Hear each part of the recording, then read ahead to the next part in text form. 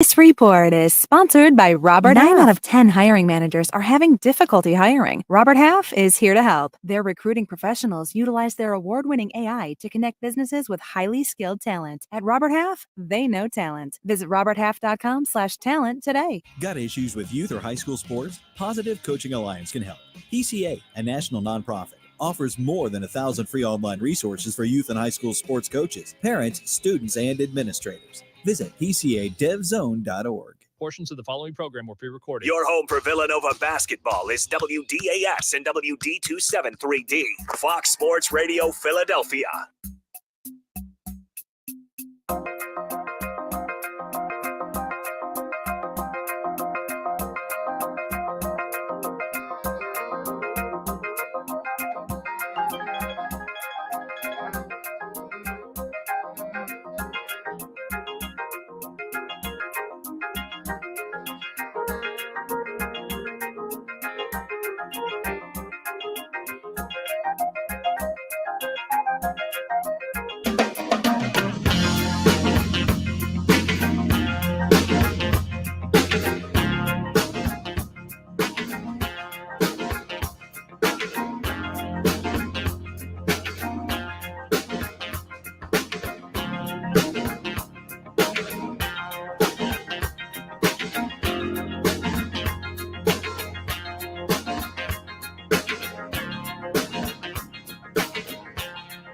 They're down in 3. Barkley in the backfield.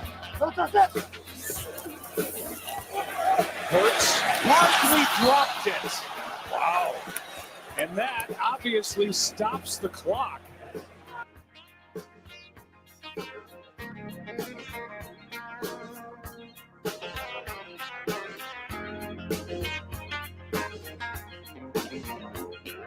Dropped the ball. Let my team know today. Shouldn't have put the defense in that position. Made that catch, game's over.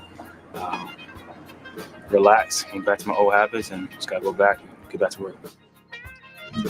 Oh, yes, that's how it sounded last night. Monday Night Football. Philadelphia Eagles lose to the Atlanta Falcons in a game that essentially, if you believe the percentages, was a victory for the Eagles. And quite frankly, you had to work really hard to lose that game. But Eagles fans have no doubt Nick Sirianni continues on his war path of just losing football games in the final 2 minutes of the fourth quarter, which would now be number 4. This is now the 4th loss, and I believe you can qualify that as a habit. I would just say I'll ask my co-host in just a second. But now will be the 4th loss dating back to last year when you had the lead and coughed it up with under 2 minutes to play. Number 4, 4th loss.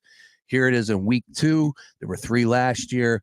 And, oh, by the way, that is good for tops in the league if you are keeping score at home. Good afternoon. It's the Daily Ticket. Sean Brace, Adam Booth with us here on a Tuesday. Brand new X's into You coming your way at 5 p.m. We'll have Jerrold Colton at 4:30. Big day for us. We're live at Chickies and Pete's in Marlton. We got the All-Pro Philly Players Show. Gerald's going to be hosting that. And then the debut episode of Trey Thomas and Todd Harriman's The Blind Side, 8 p.m. tonight, Chickies and Pete's in Marlton. That's the good. Now let's get to the bad. I don't know, Adam, you just heard what I said. And this is the issue when you decided to bring back Nick Sirianni, as flawed as he was last year, as bad as it ended last year. These are the things that Jeffrey Lurie and Howie Roseman had to weigh on their decision, because now you are dealing with a situation that even though that this team is one of the worst mismanaged teams down the stretch, and it seems like in every big football game, and as I said, the numbers are there. You could debate them all you want. I'm dealing with facts here. You're going to get nothing but facts here to start the show. This team struggles down the stretch. And if we're talking championships and you measure yourself against a guy by the name of Patrick Mahomes, who if you don't play the clock right and you give him the ball back with an extra second, he's going to make you pay. Kirk Cousins is not Patrick Mahomes. Yeah. And what happened last night is simply coaching malpractice. And the issue I have is, now you got new coordinators. Nick Sirianni. No. So at the end of the season, it probably would have been in Jeffrey Lurie's favor to move on from everything, because now here we are in week 2 with the situation that's staring us right down the face. Yeah. Because this dude struggles when it comes down to crunch time. Yeah. And the proof is there. The numbers are there. Last night, Adam, for the people, again, because it's debated all over the place, and we know this, like, let's not make something so simple to be something so complex. I just ask you that, folks, right from the jump. I just ask you to realize that when you have a 0.7% chance of losing the game with 1 minute and 56 seconds left, for you to lose that game, that means you had to do everything possible with the wrong way of going about it for you to lose that game. Nick Sirianni not running the clock down is simply coaching malpractice. That's it right there. Like, you don't need anything more than, if he runs that clock down, they're not going to win the football game. And I'll get into the reasons why. But simply put, look at the percentages. 156 to go in the fourth quarter. A 0.7% chance of losing the game, and the Eagles lost. Yeah. So I ask you, how did that happen, Adam Booth? Because for me, if they run the football and get it to fourth down, we'll talk about it. We'll take it a next step further. Yeah. You now bring the clock down to about 101 because you're going to call a timeout. 101 versus 141 is just a different stratosphere of a difference. Completely different ball game. And the thing about it is, the call was one of those, if you make it, amazing. If you lose, the percentages are too high of the loss. It's just, there's too many things that could go wrong in that moment, and not high enough things to go right. Now, that being said, catch the ball. We're not having any of these conversations right now. And again, that's the craziness of all of this is you look at a moment where I'm looking at Saquon Barkley catch that ball in my head, because I'm just like, I can't imagine him dropping it. And the fact that he did was, and look, the man took ownership to it, as one does, and he's like, that's on me. I'm the $13 million running back. I'm the guy. I'm supposed to be the one who catches this gentle floated ball to me directly into my hands with no one around me. Yep. And yes, you should. And look, again, I've always been the person who says it's hard for me to do it from the Monday morning quarterback position because I never played football, and that sport borderline looks barbarian to me, but I love it. And I'm like, but I'm scared of it sometimes. And it's like that, to see someone, like, it's the interception at the end of the game. I'm looking at Jalen Hurts and I'm like, yeah, you probably should have threw that ball better. At the same time, that man was literally in your kitchen. Correct. In a way where I'm just like, yeah, I don't know how I'm throwing a ball like that. And I don't know how much accuracy I'm getting on that particular ball. But We'll get into that play itself. And that's a separate one as well. And I digress. But the moral of the story is I don't know. It's so weird that you just don't believe in yourself in that moment just to run the ball. It's weird. It goes back, for me, it's like the Marshawn Lynch play in the Super Bowl. I'm just like, it just seems like the most obvious solution. You have the dude. You have two of them. You have two people in your backfield. And the offensive line. You got dudes. Like, even I was watching the Manning cast, and I'd love to make a comment about that later, because that was a very interesting way to watch Monday Night Football. I got to be real with you, especially with like Eli Manning and Matt Ryan and all these people. Anyway, you have the biggest offensive line in the game. Yep. They showed that a number of times. I just say, just do the thing. You don't have to not do the thing. Just do the thing. Do that thing that you guys do a lot, and it works. Yeah, just do the thing. Do the thing that no one else can do that you can do. But like, I get it. Like, I look, I sometimes run a crazy play in Madden too, where I'm just like, yeah, they've seen my run it 47 times. If I just do this little screen pass, I'm good. Game over. I don't think it Nick sucks. Sirianni plays Madden enough. That's my point. No, probably too much Because- college football. Look, Should have ran the option, honestly. here's where it comes down to. I did see Anthony Richardson run the option. It was atrocious. this weekend. I'm just saying. No.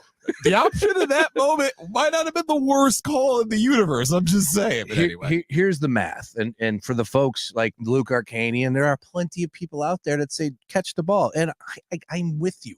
But if you put that to the side, and I don't make you catch the ball, I don't call that play. Yeah. I am still, believe me when I say this, it would have been more beneficial for the Eagles to take a knee than to run that play. Yeah. No, 100%. I'm taking that out of the equation. Catch the ball. No. Again, look at the numbers to my friend Luke and everybody else. We're talking about a 0.07% chance of losing that game with a minute 56. And the reason why they did is because there was a minute 40 to go on the clock. On the clock, Kirk Cousins and company got the ball back with a minute and 42 seconds to go. Here is the deal. For the people out there that want to, okay, look, our defense was terrible. Understood. Yes. Our defense was so bad that they're not going to stop them even if they needed 30 seconds because there's a lot of people moving the goalposts. And that's the issue I'm having with more than everything. Because I like to do this exercise, Adam, where when somebody says something so outlandish, I want them to repeat it back to me. Yeah, say it again. Say that again to me. Like I want you to go say that scenario and now repeat that back to me. So here's where I'm at right now. A minute and 46 seconds left with that third down. It's 3rd and 3. Yeah. They decide to run the pass. The ball, the clock stops with a minute and 42 seconds left. Yes. That's it. There's no more. We need to stretch this out. Nothing. That's the details right there. They kick, they get the ball back with a minute and 42 seconds left on the clock, right? Yeah. Up by 6. We understand how that works. If the Eagles were to run the football, and again, I would prefer you to have the thought process, and I thought that Nick Sirianni and company would think like this. You got 2 downs to get 3 yards. It's 4-down territory. We're not giving them the ball back. Our identity is, I believe, in the strength of Jalen Hurts and Saquon Barkley, and we run this play called the tush push, which took over the world last year, and I understand that Kelsey was a big part of it, but it looked pretty good last night. Looked effective. My mentality, our identity is we are going to control that line of scrimmage, especially when you have Jalen Hurts and Saquon Barkley. We hear about how much these guys squat week in, week out. Give them the opportunity to prove their worth. Both played great games last night. It was not easy. So with 1:41 to go, they chose to kick that field goal with 4th down. Back it up to 3rd down. It's 3rd and 3 with a minute and 46 seconds to go. You run the football. It's going to be about 5 seconds to run a play. I went back and watched the 4th quarter. The play clock literally starts immediately. I mean, it's snap of the fingers. They put they blow the whistle dead. Ball is spotted. The clock kicks off. The play clock kicks off. It's really fast how quickly the officials have that started up. So I want to paint a picture for you, Adam. Yeah. It's now, let's just say Saquon Barkley, who averaged 4.5 yards per carry last night, does not pick up the 1st down. Yes. Because I think that's buried in the equation for a lot of people out there. It's like, there's a good chance of Saquon breaking it. There's a good chance of Saquon picking up the 1st down. Yeah. Okay. For this game, this exercise, Devil's advocate. I will play. He gets stuffed at the line of scrimmage. They send the house. Yes. As Nick Sirianni said, they junked it up in the middle. They send the whole kitchen. All right. So now the Eagles are going to sit there, let that clock run down, and use a timeout with 1:01. They could have let it go down if 40 seconds would have been a minute even. Yeah. 1:01. Yeah. At that point in time, you have to ask yourself. Now, I am not opposed to kicking the field goal going up by 6. There's a lot of people that are. Mm-hmm. But I see where you're going with this. My theory is, and I'm not saying this as revisionist history. This is going off as we're talking about it. Yes. 3rd down, I'm not passing. You know who else said I'm not passing? Peyton Manning. He knows a thing or two about the game of football. He's pretty good. Don't pass. Run the football. Clock drains down to 1:01. Call a timeout. Now you have Lincoln Financial Field, 65,000 doing what? Sitting on their hands? No. They're yelling, go for it. Ruckus. Go for it. Yeah. Now, I'm not saying that's the right move. I don't know. But with that being said, that's how you challenge your team. I probably would have kicked the field goal to go up by 6. Yeah. You kick the field goal with 1 minute and 1 second left. I'll say 5 seconds go off the clock. Yeah. So now we were at 56 seconds, Adam Booth. Yeah. For the Atlanta Falcons with no timeouts. Yeah. And I understand for the people out there that tell me Kirk Cousins and company drove right down the field and scored that touchdown, and it was really easy, 7 plays. But I ask you to be realistic and understand that he had a $142 to work with, number one. Yeah. And the big drastic difference about a $142 versus 56 seconds left is this. You can use the full field with 1 minute and 40. Oh, yeah. Yes. With 56 seconds, you can't. The first play from scrimmage from the Falcons was a 15-yard gain by Kyle Pitts over the middle of the field. And you can do that. They cannot do that with 56 seconds No, left. they can't. So it's madness. Yes, Saquon Barkley should have caught the ball. Understood. Yes, the defense should have played much better. I get it. But in that very moment, Nick Sirianni has one job, and that is to play the percentages and give my team the best opportunity to win the football game. Yeah. And he failed to do that last night. Yeah. And for anybody out there that wants to tell me that I'm wrong, I'd love to hear it. Love to hear your thoughts. 56 seconds on the clock, no timeouts, Eagles up by 6. That is a world of a difference. Different stratosphere versus a $140, a $142, and Kirk Cousins getting the ball back versus 56 seconds left and no timeouts. I mean, look, it's one of those things where once upon a time that's not even heard of, because just the game of football, at least when I was a young warthog, and like when I was a child, we played this game more traditionally where, you went for it on 3rd down, but you never went for it on 4th down unless it was like 4th and a third of a hairline, but look, in the grand scheme of this, I look at that play call as something that maybe puts a fire and says, okay, we have to do this something differently now. Because after that, I think you can't do that again, right? Like, I think that level of I'm going to put it up in the air, the probability of this team, I don't think the city's going to let you do that twice.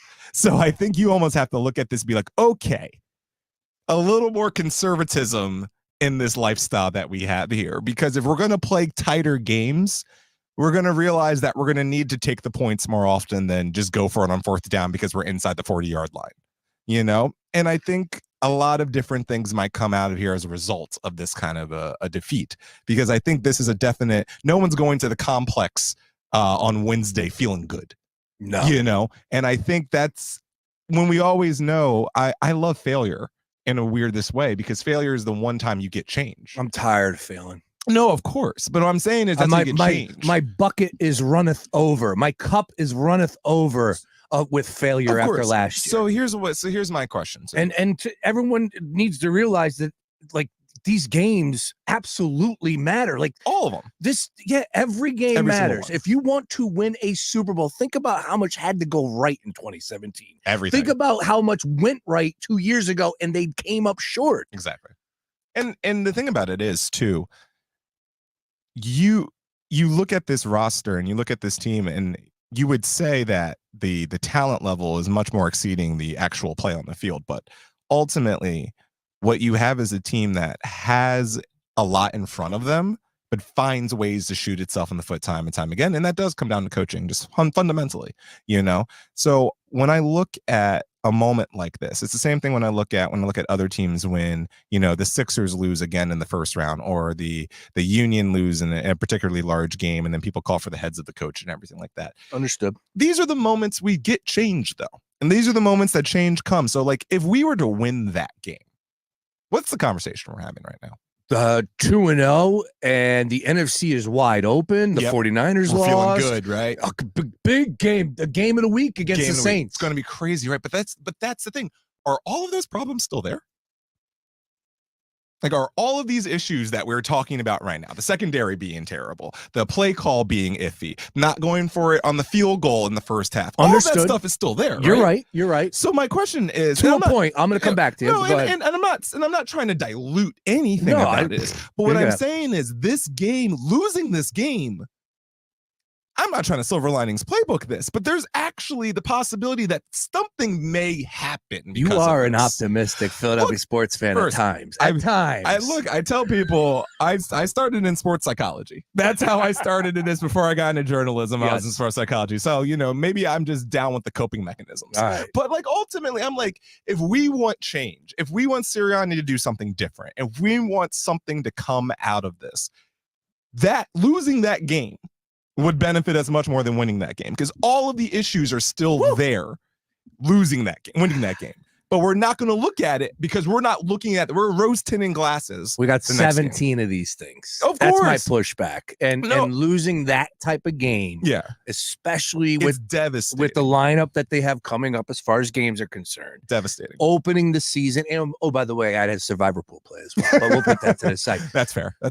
Look, you're right. Right at the end, those issues are still going to be there, and this team is a work in progress. It's game 2, but that's my issue about what took place last year and how it rears its ugly head. Yeah, those numbers are still facts. All of them. They blew 3 games in the final 2 minutes with the lead last year. This year, already off and running, 2 games in, and now we're at the 4, which leads the league. We're talking about a team. Let me get my notes here. This is another crazy number here. This defense, dating back to week 1 last year, defense has allowed in the final minutes of both the first half and the second half, 140 points. That is the worst in the league. I'll give you who's number 1, 28. Dating back to week 1 of last year, this team fails to finish at the end of the first half and the second half. They have given up 140 points, which is the worst in the league. The Kansas City Chiefs are top in the league with 28. Again, that comes back to the head coach. Now, to Luke Arcani's point here, he says, it's the offensive play call. Shouldn't we talk about Kellen Moore then? It's Nick Sirianni's team. Yeah, Nick Sirianni's got the headset. Nick Sirianni has final say. Nick Sirianni has the approach. This is and Nick Sirianni knows that he is on thin ice. Look, you can veto stuff. You can look at Kellen and be like, look, I love you, my guy. Sounds interesting. Yeah, great idea. I like where your head's at. It worked earlier. I'm not even mad at it. It's a good call. Pocket that, holster that. Let's bring it out. Let's bring it out next week against Alvin Kamara. Yes. But for right now, I need you to just give it to Saquon Barkley and hope his thighs are big enough. Because that's literally the question you're having. It's Marshawn Lynch at the goal line all over again. It's just do the thing that everyone expects you to do. And the reason why they expect you to do it is because they can't stop it. That's right. It's not because you're dumb. It's because you're an unstoppable force when you do that thing. And it's just, I don't know. If I'm a quarterback and I can hit drag routes all day, what am I throwing? If the defense is going to give me drag routes until the end of time, I'm just throwing drag routes. Take them. I'm just going to take drag routes because no one needs me to throw the ball deep at that point. Because why would I need to? You cannot stop the clock in that moment. You are battling 2 things. We have said this time and time again. When you talk about the Kansas City Chiefs and they play in prime time, if you give them back the ball with 5 extra seconds, they're going to make you pay. Kirk Cousins is not Mahomes. That's not the Kansas City Chiefs. And you gave them back in eternity, 142. And people are like, that wasn't the wrong move. What world am I living in? No. 142 with no timeouts. The whole field is at your disposal. 56 seconds. You can't throw the ball in the middle of the field. If you do, you're chewing up 15 seconds right then and there, and now you're up against it. So the percentages were in the Eagles' favor if they played that the right way, and they failed to do so. Look, I don't want to get on here calling for Nick Sirianni's head, but this is the issue that I had with bringing him back and bringing in new coordinators. Yeah. I was all signing off on Kellen Moore coming in here and Vic Fangio coming in here, and that's great. That's all well and good, but Nick Sirianni's still the guy. Yeah. And if stuff goes wrong, he's the one. He is the one. He needs to take the fall here. I don't know. I believe in my heart of hearts that a good veteran coach, and I do have one on Twitter, and again, you could find anybody to say one thing that you want, but Tony Dungy said, no, you just don't put the ball in the air. Too many things could go wrong. Yeah, I don't necessarily believe Tony Dungy's ever gone for it on fourth down in his entire career. Yeah, that's true too. I just think to myself, no, you're right. Just play the hits, play the numbers, and the percentages are in your favor. Run that clock down under a minute, and then you go to battle. No, I mean, look, it is 100% correct, and that's what I think is the most frustrating thing to the audience is because I think a lot of times, and I was watching a podcast about NFL cadences and like play calls and like defense and all of that. I was like, I know nothing of what these people speak of. This is Greek, what they are saying to me. Like watching an NFL quarterback try to break down a defense is like watching a scientist try to explain to you rocket fuel. I'm like, sure. Yeah. All of what you said kind of made sense, so sure. But there's some parts of this game that are not difficult. And some parts of this game are very just easy to look at and say, oh, so if you go past that line, they can't stop you. Why don't you put the ball past that line real quick and see what happens? And it's just like, all right. And more importantly, why don't you find the easiest way to do that? Why don't you find the way that's going to get you the least amount of volatility? And they're like, nah, man, let's make it look interesting. And they made it look interesting. That's really interesting. Sure. Yeah. Oh, by the way, just so everyone knows too, and I hate that this is out there, but again, these are facts. This is the reality we live in. So you guys can turn your head and say, I don't want to hear that. But Jordan Renan covers the New York Giants for the last 5-6 years, was here with the Eagles for a few seasons as well. Quote or tweet, that is one of the warts in Saquon Barkley's game. Tremendous player, but that was his 16th drop since the start of the 2021 season, the most among running backs. So this is something that he has. This is a little bit of a bugaboo for Saquon Barkley, as amazing as he is. Yeah. And you're going to a guy that's Jordan Renan knew it was something that is an issue with him. Kenneth Gainwell, where is he at? And this brings you to another point, and get involved in the conversation at Fox PHL. Again, we got a lot of comments coming in. Philly the podcast. Joe checking in. He says Bryce Huff in the 5th round for Hassan Reddick, who says no, not me. Luke back in. Eagles should. Hassan wants too much money and won't play without a contract. As soon as that situation went sideways with the Jets, I said bring Hassan back. Oh yeah, because we all had concerns over this defensive pass. Oh rush. Yes, and now here we are. Yeah, in week 2, and I'm really concerned. We traded a pass rush for a secondary, and kind of a secondary. How about Bryce Huff and Hassan Reddick have the same stats, and one didn't play? Yeah, I mean Bryce Huff at least has actually been on the field. Other than that, like that's but has he? But has he been on the field? Hell of a last name too. Huff. Yeah. Again, to the people that I'd love to hear you. There were so many people that were vocal on the timeline. We have a phone number you can call in here. We'll take calls, whatever you want. Get involved, though, because a lot of people were passionate, sticking up for the play calls, sticking up for Nick Sirianni. And do you really have confidence in him as a head coach? With what I just gave you, the stats, the numbers, backing up my argument, giving you the probability of what took place last night versus the reality of the situation if you played it the way you should have. No ifs, ands, buts about it, Adam Booth.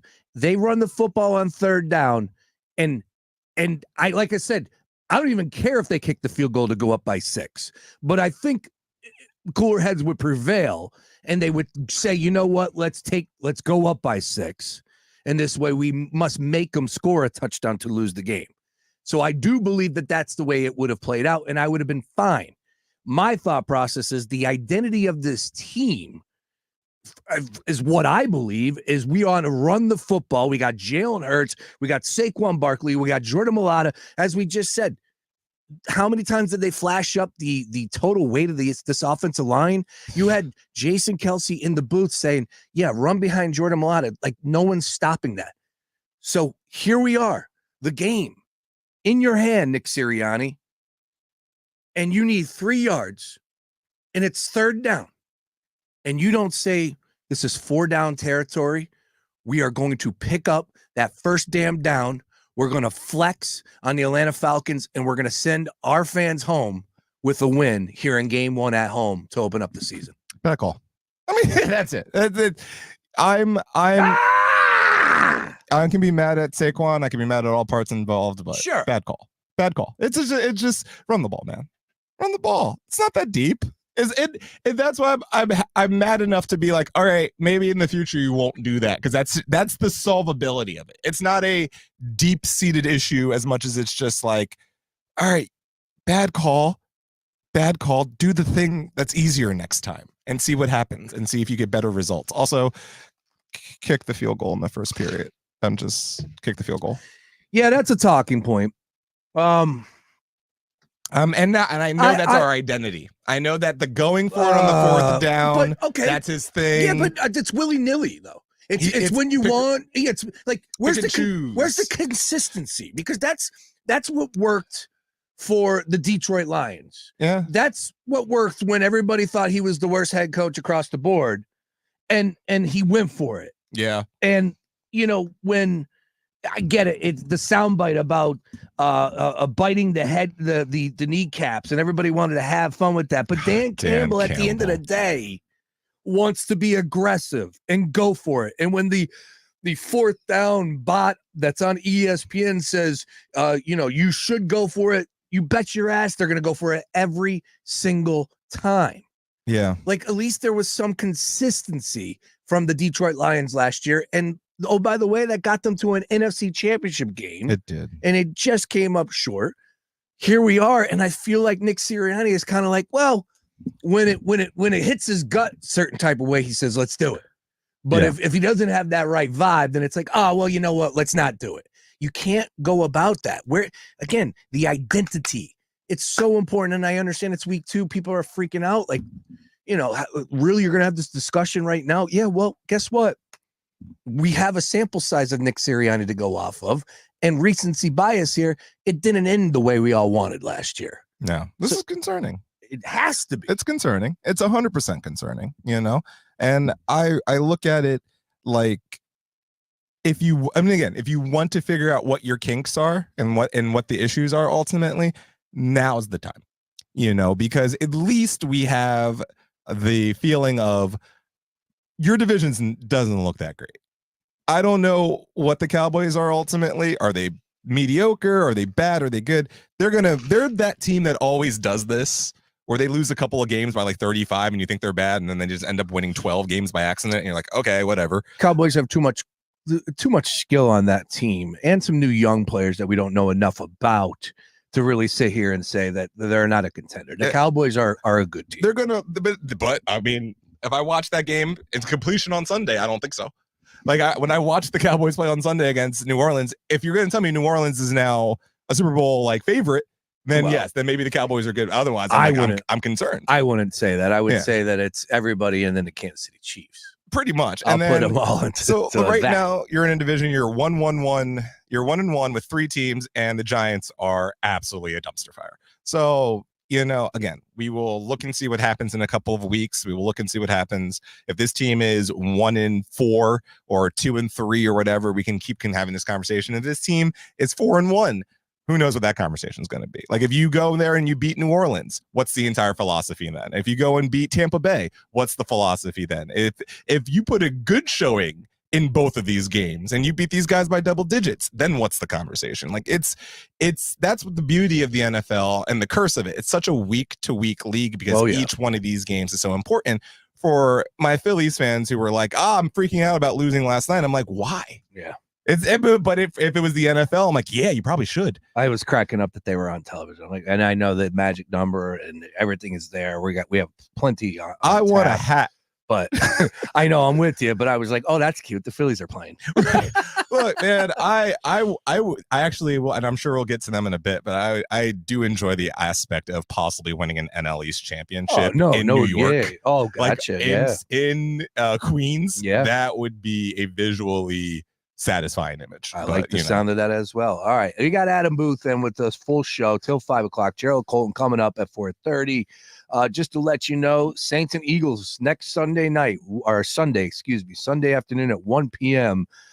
Yesterday, the numbers came out and the Eagles were 2.5-point favorites. Yesterday afternoon, the Eagles dropped down to just a 1.5 favorite. After last night's debacle, the Eagles are now 2.5-point dogs. Yeah.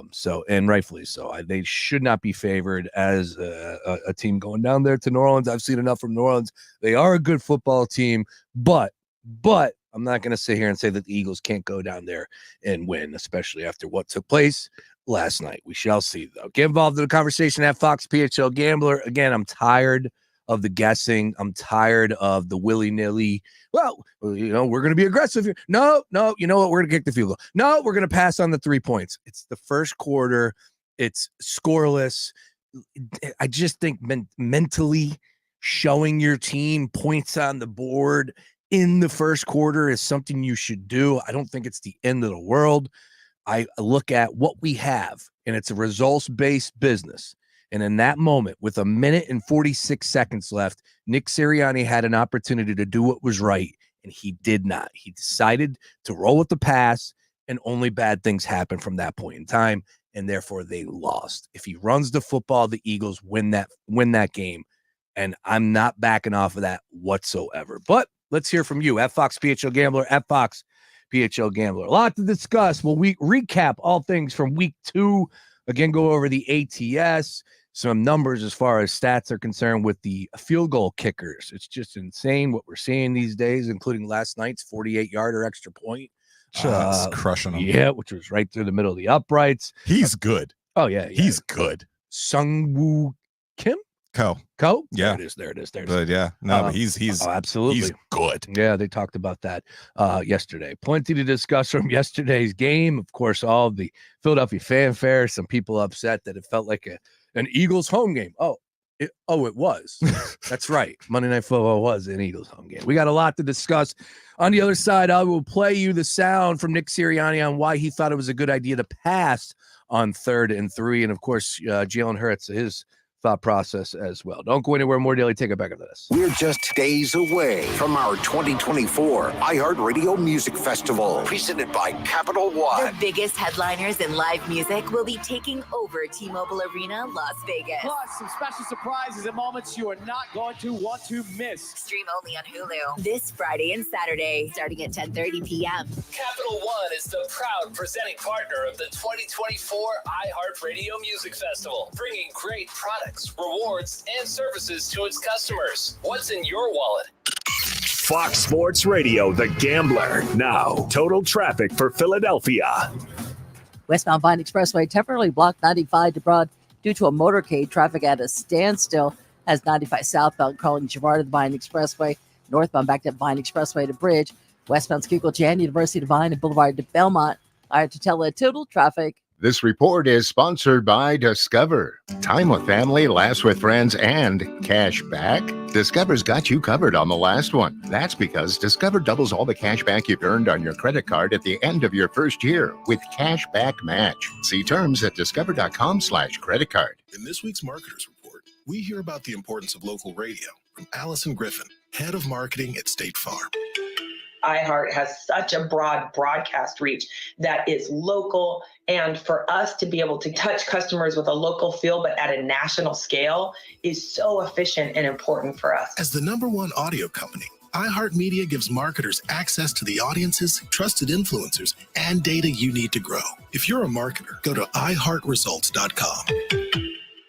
Sean Brace here, and yes, Rita's is falling in love with pumpkin. Get the perfect pumpkin pick-me-up with Rita's Pumpkin Cold Brew Frozen Coffee, blended with pumpkin cream and topped with whipped cream. Or try the seasonal Pumpkin Pie Concrete, featuring vanilla custard, blended with pie chips and pumpkin cream. And don't forget to download the Rita's app to start earning rewards on every Rita's trip. So what are you waiting for? Stop by today, be cool, go to Rita's.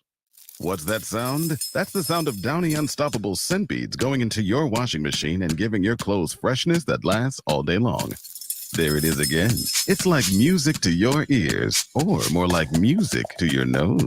That freshness is irresistible. Let's get a Downy Unstoppables bottle shake. And now a sniff solo. Nice. With Downy Unstoppables, you just toss, wash, wow, for all day freshness. Hey, if you're listening to me right now, I have one thing every business needs most: attention. Think about it. We swipe and scroll past stuff all day, but when we're driving, cooking, working out, we're also listening. That's the magic of audio at iHeart. We're in your next customer's ears while they're living life and listening, just like you are right now. So get your customers to listen up today using radio, digital, and podcasts. Call 844-ADD-HELP-5. That's 844-ADD-HELP-5. It's better over here. If you're 55 and up, T-Mobile has an exclusive rate plan just for you. Right now, get 2 lines of talk, text, and data for just $30 a line. That's a 45% savings versus Verizon and AT&T. Plus, you can get one of the latest 5G phones free when you add a line. That's right, a free 5G phone. Experience all this and more on America's largest 5G network. So why wait? At T-Mobile, customers 55 and up can get 2 lines of talk, text, and data for only $30 a line. Just go to T-Mobile.com/choice55 or visit your local store to make the switch. With AutoPay using debit or bank account plus taxes and fees, 45% off 2 lines versus AT&T Starter and Verizon Welcome. Plan benefits vary. Free phones up to $300 off with 24 monthly bill credits and qualifying new line for well-qualified customers plus tax and $35 device connection charge. Contact us before canceling entire account to continue remaining bill credits, and if you pay off device early. See details at T-Mobile.com. Good morning, Doctor. Doctor? Hi, Doctor. Doctor? Dr. Jackson's practice is growing. What do you mean we're still short-staffed? He needs a good patient doctor. How do we not have enough doctors to doctor all these patients? And he doesn't have the patience to sift through hundreds of resumes. I need Indeed. Indeed you do. When you sponsor a job on Indeed, it's easier for talented candidates to find it, which makes it easier for you to hire them. Visit Indeed.com/credit and get $75 towards your first sponsored job. Terms and conditions apply. Hey, man, you all right? Need me to call 911? No, call Top Dog Law. Get top dollar for your accident at topdoglaw.com. Once again, that's topdoglaw.com.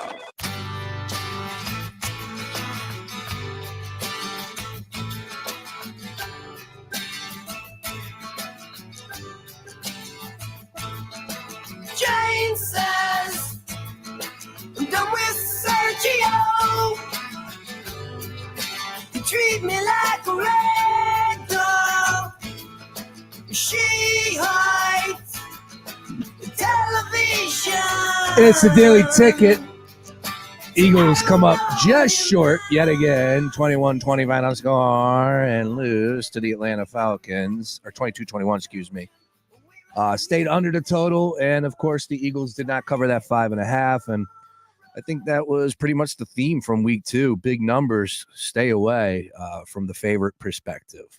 Joining us in studio, though, John Jansen, who's making his way over to Chickies and Pete's Marlton. He will be co-hosting the All-Pro Philly Players Show with Jerrold Colton. Oh, by the way, Gerald's going to join us at 4:30. Good evening. Good afternoon, John. How we doing? Good afternoon, Sean Brace. What are we talking about today? Anything on the slate for today that we should be talking about? Yeah, talking about some decision-making from Nick Sirianni yet again that have us second-guessing.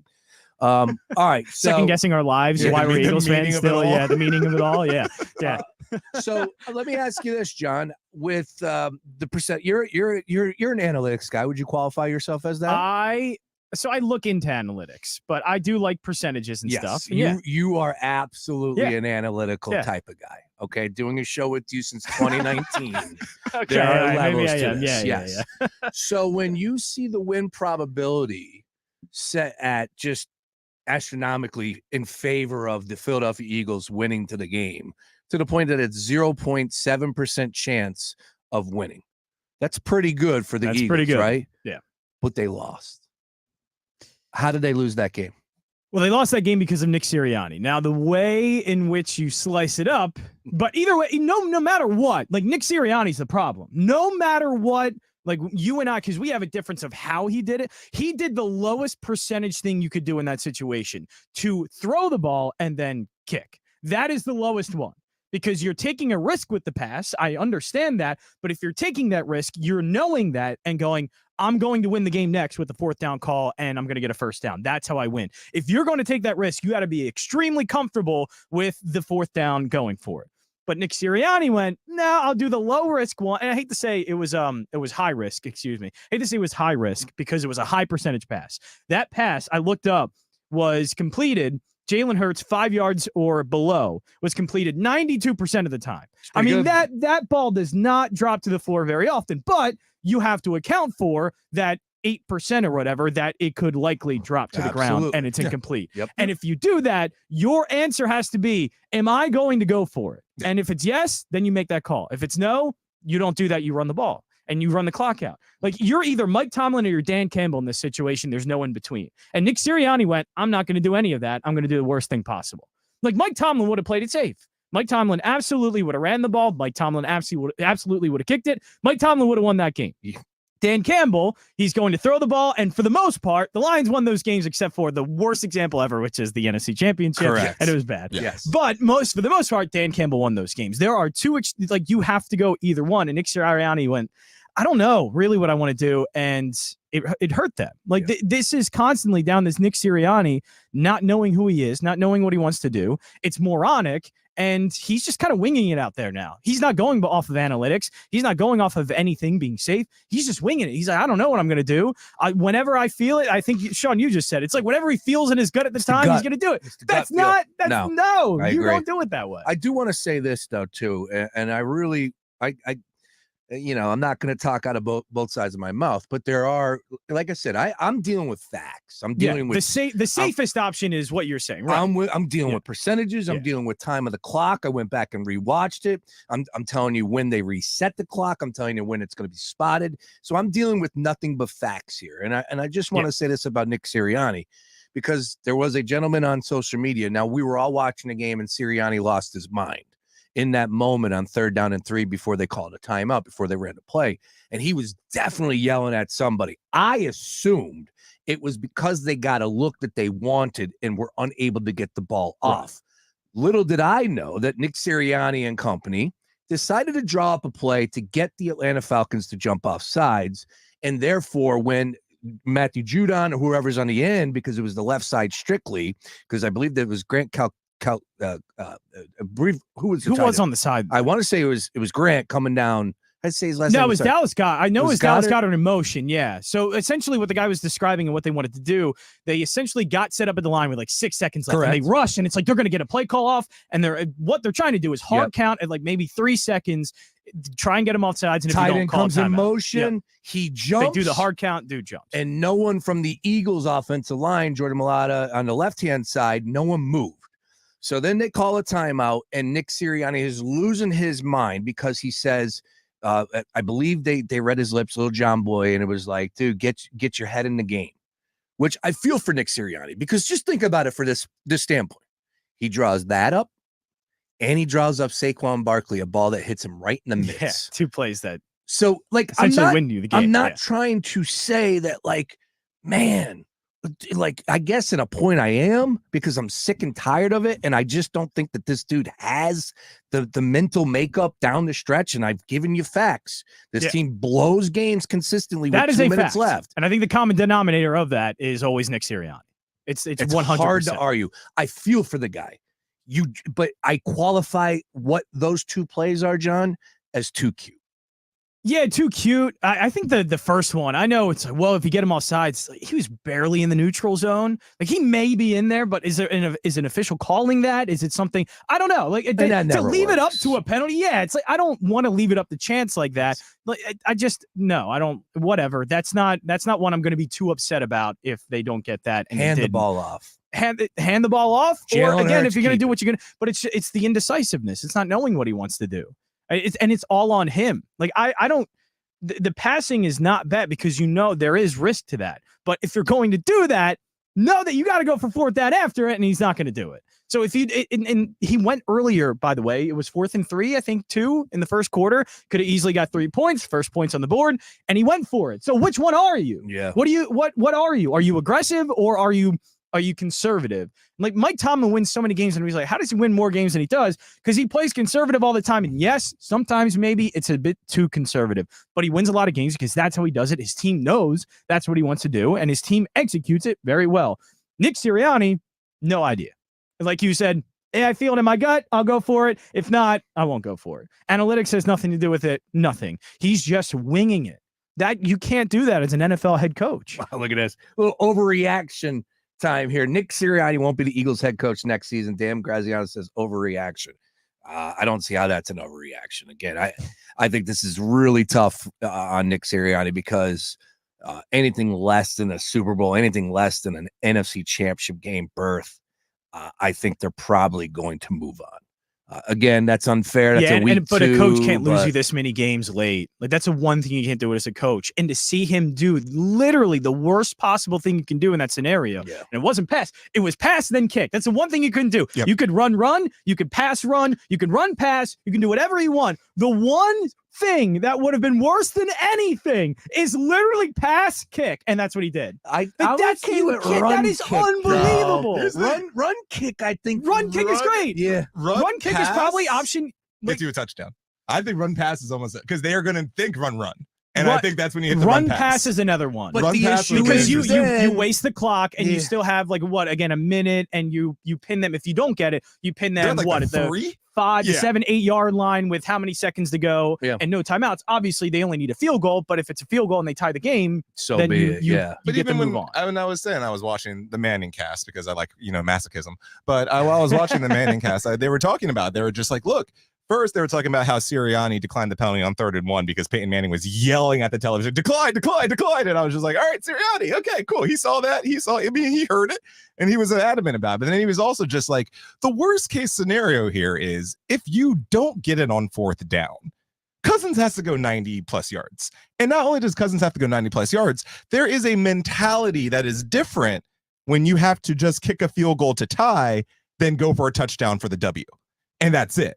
And they said all the time, there's moments when you have it where it's only 3 points to tie. You might freeze up a little bit because you're afraid of making the major mistake. As opposed to when you need a touchdown to win the game, you're just like gunslinging it. What do I have to lose? But either way, it's you're pushing their backs against the wall. You gave them the best opportunity to win that game. That was no pressure. That was no pressure at all. It's we got a minute 40 to drive down the field in normal field position to score a touchdown against the secondary we've shredded all day and no pressure on the quarterback. Yeah, that's the most comfortable situation you could be in.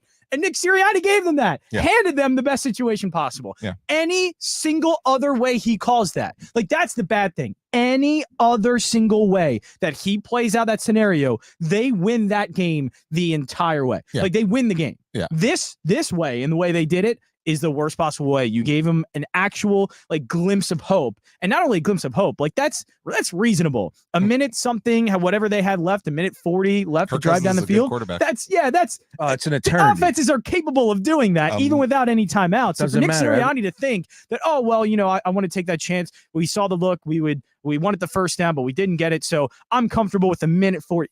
How are you comfortable in that scenario? No, you shouldn't. Because every other scenario, it would make them way more uncomfortable.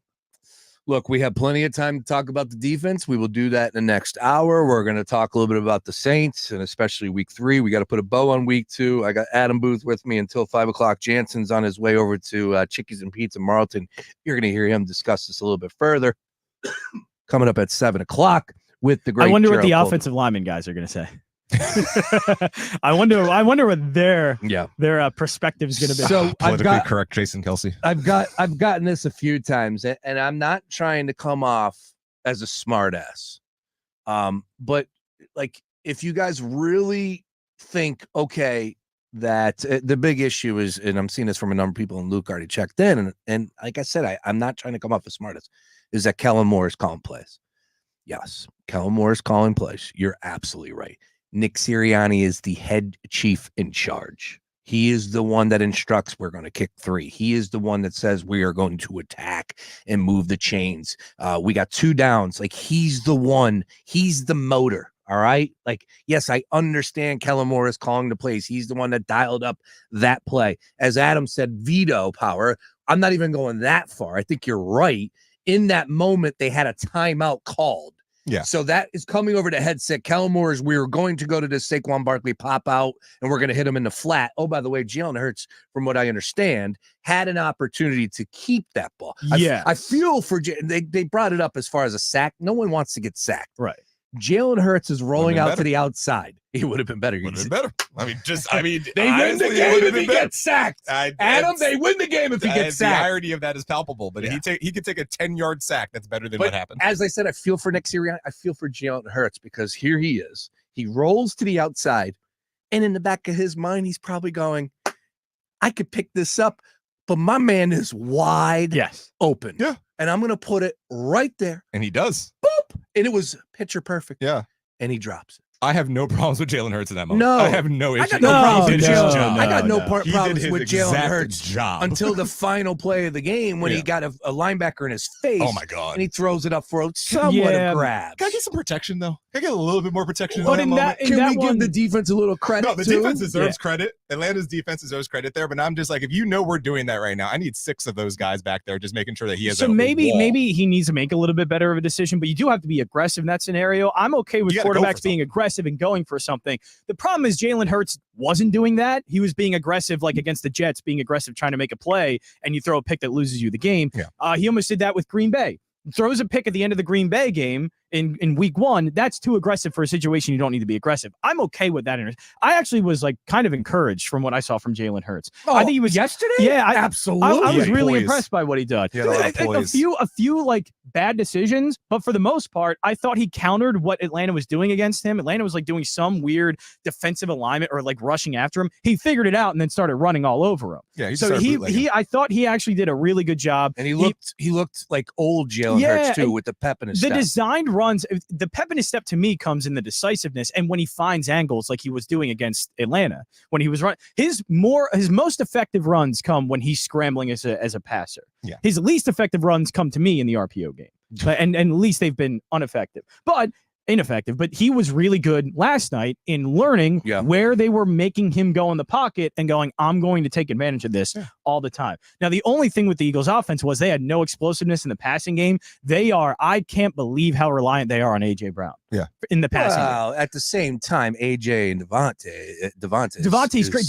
But that's if you want to know where the difference is between the two. Devontae is a small wide receiver who's not going to have. He can have explosive plays, but nobody was telling AJ, you different than that, right? Yeah. No. But that in the passing game, you need a vertical threat, and they have zero without AJ. Like none without AJ. But tell me a team that can lose their number one option and they still have that. Yeah, but that's what I mean. Like so reliant, but you have nothing else outside of that. Like they were really working within. I think they had a few plays over 20, 30 yards. They didn't have one play over 20 yards in the passing game. Yeah, it was a not disaster. One. It was a disaster. And that's not a Jalen Hurts thing. That's just like the Eagles personnel-wise just weren't ready to do it. And they were lucky enough that Jalen Hurts found explosiveness in the running game with his legs. Yeah. Like they really, Jalen Hurts is the only reason why they were about to win that game. Because I thought his running was the equalizer to make sure that offense could find some explosive plays when they couldn't in the passing game. Absolutely. So Jalen Hurts, like that was awesome. I thought Jalen did a tremendous job. Like again, a few things here and there, but nothing was egregious in the way that he was doing against Green Bay or like we saw last year. It was exactly what I want to see from a quarterback, and Jalen did it. It all, to me, it's that guy that we see on the YouTube channel and on Twitter, the guy behind you right there, Nick Sirianni. Yeah, that guy is 100% the reason to blame for all of this. Like defense too, but they knew their defense wasn't going to be good. They prepared for it. They ran the ball a bunch. They were throwing short as well. This is also part of it why they didn't have any explosive plays. But they were throwing the ball short. They were trying to bleed the clock out. And they were trying to make sure we're not going to put our defense on the field often, give Atlanta many possessions because we know that Atlanta is going to be moving the ball. There's a reason why the Eagles put so much money into the offense, not as much into the defense. Yes, they got C.J. Gardner-Johnson. Yes, they got a few guys like Bryce Huff. But they paid way much more money on the other side of the ball because that's where they knew they were going to win games. And that's how they are going to win games. It's what they want. Is the bend don't break thing is mostly they want turnovers. They don't care how many yards you get. They want the big play. They want the turnover. And you want your offense on the field more and more and more. Your offense is the bread and butter. So I'm not worried. Like the defense, they'll have to figure it out. I'm concerned. There are some concerns. They're just not I getting to the passer. think it is too early for a defense that is revamped with a lot of pieces that you're not so sure about and some young guys and a new guy in Bryce Huff and a new defensive coordinator that this is going to take time.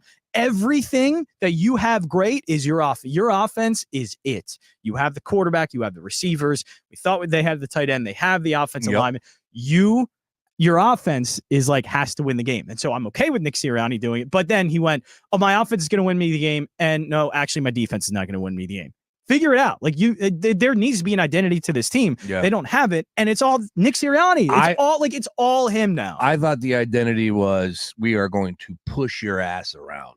And we have the offensive lineman to do so. Right. And we got a quarterback that how many times are we told about how much these guys can squat? All right, well, now is the go time. Now's the time to show us. And that's why I'm not saying you're wrong. Yeah, they were running the ball like crazy last night. That was the game plan, and they did it. Yeah. Why in that situation would you not want to do it? But again, if you're going to do it, you might as well on the other side, pass the ball on the other side of that, still stay aggressive. And he didn't. So he just doesn't know.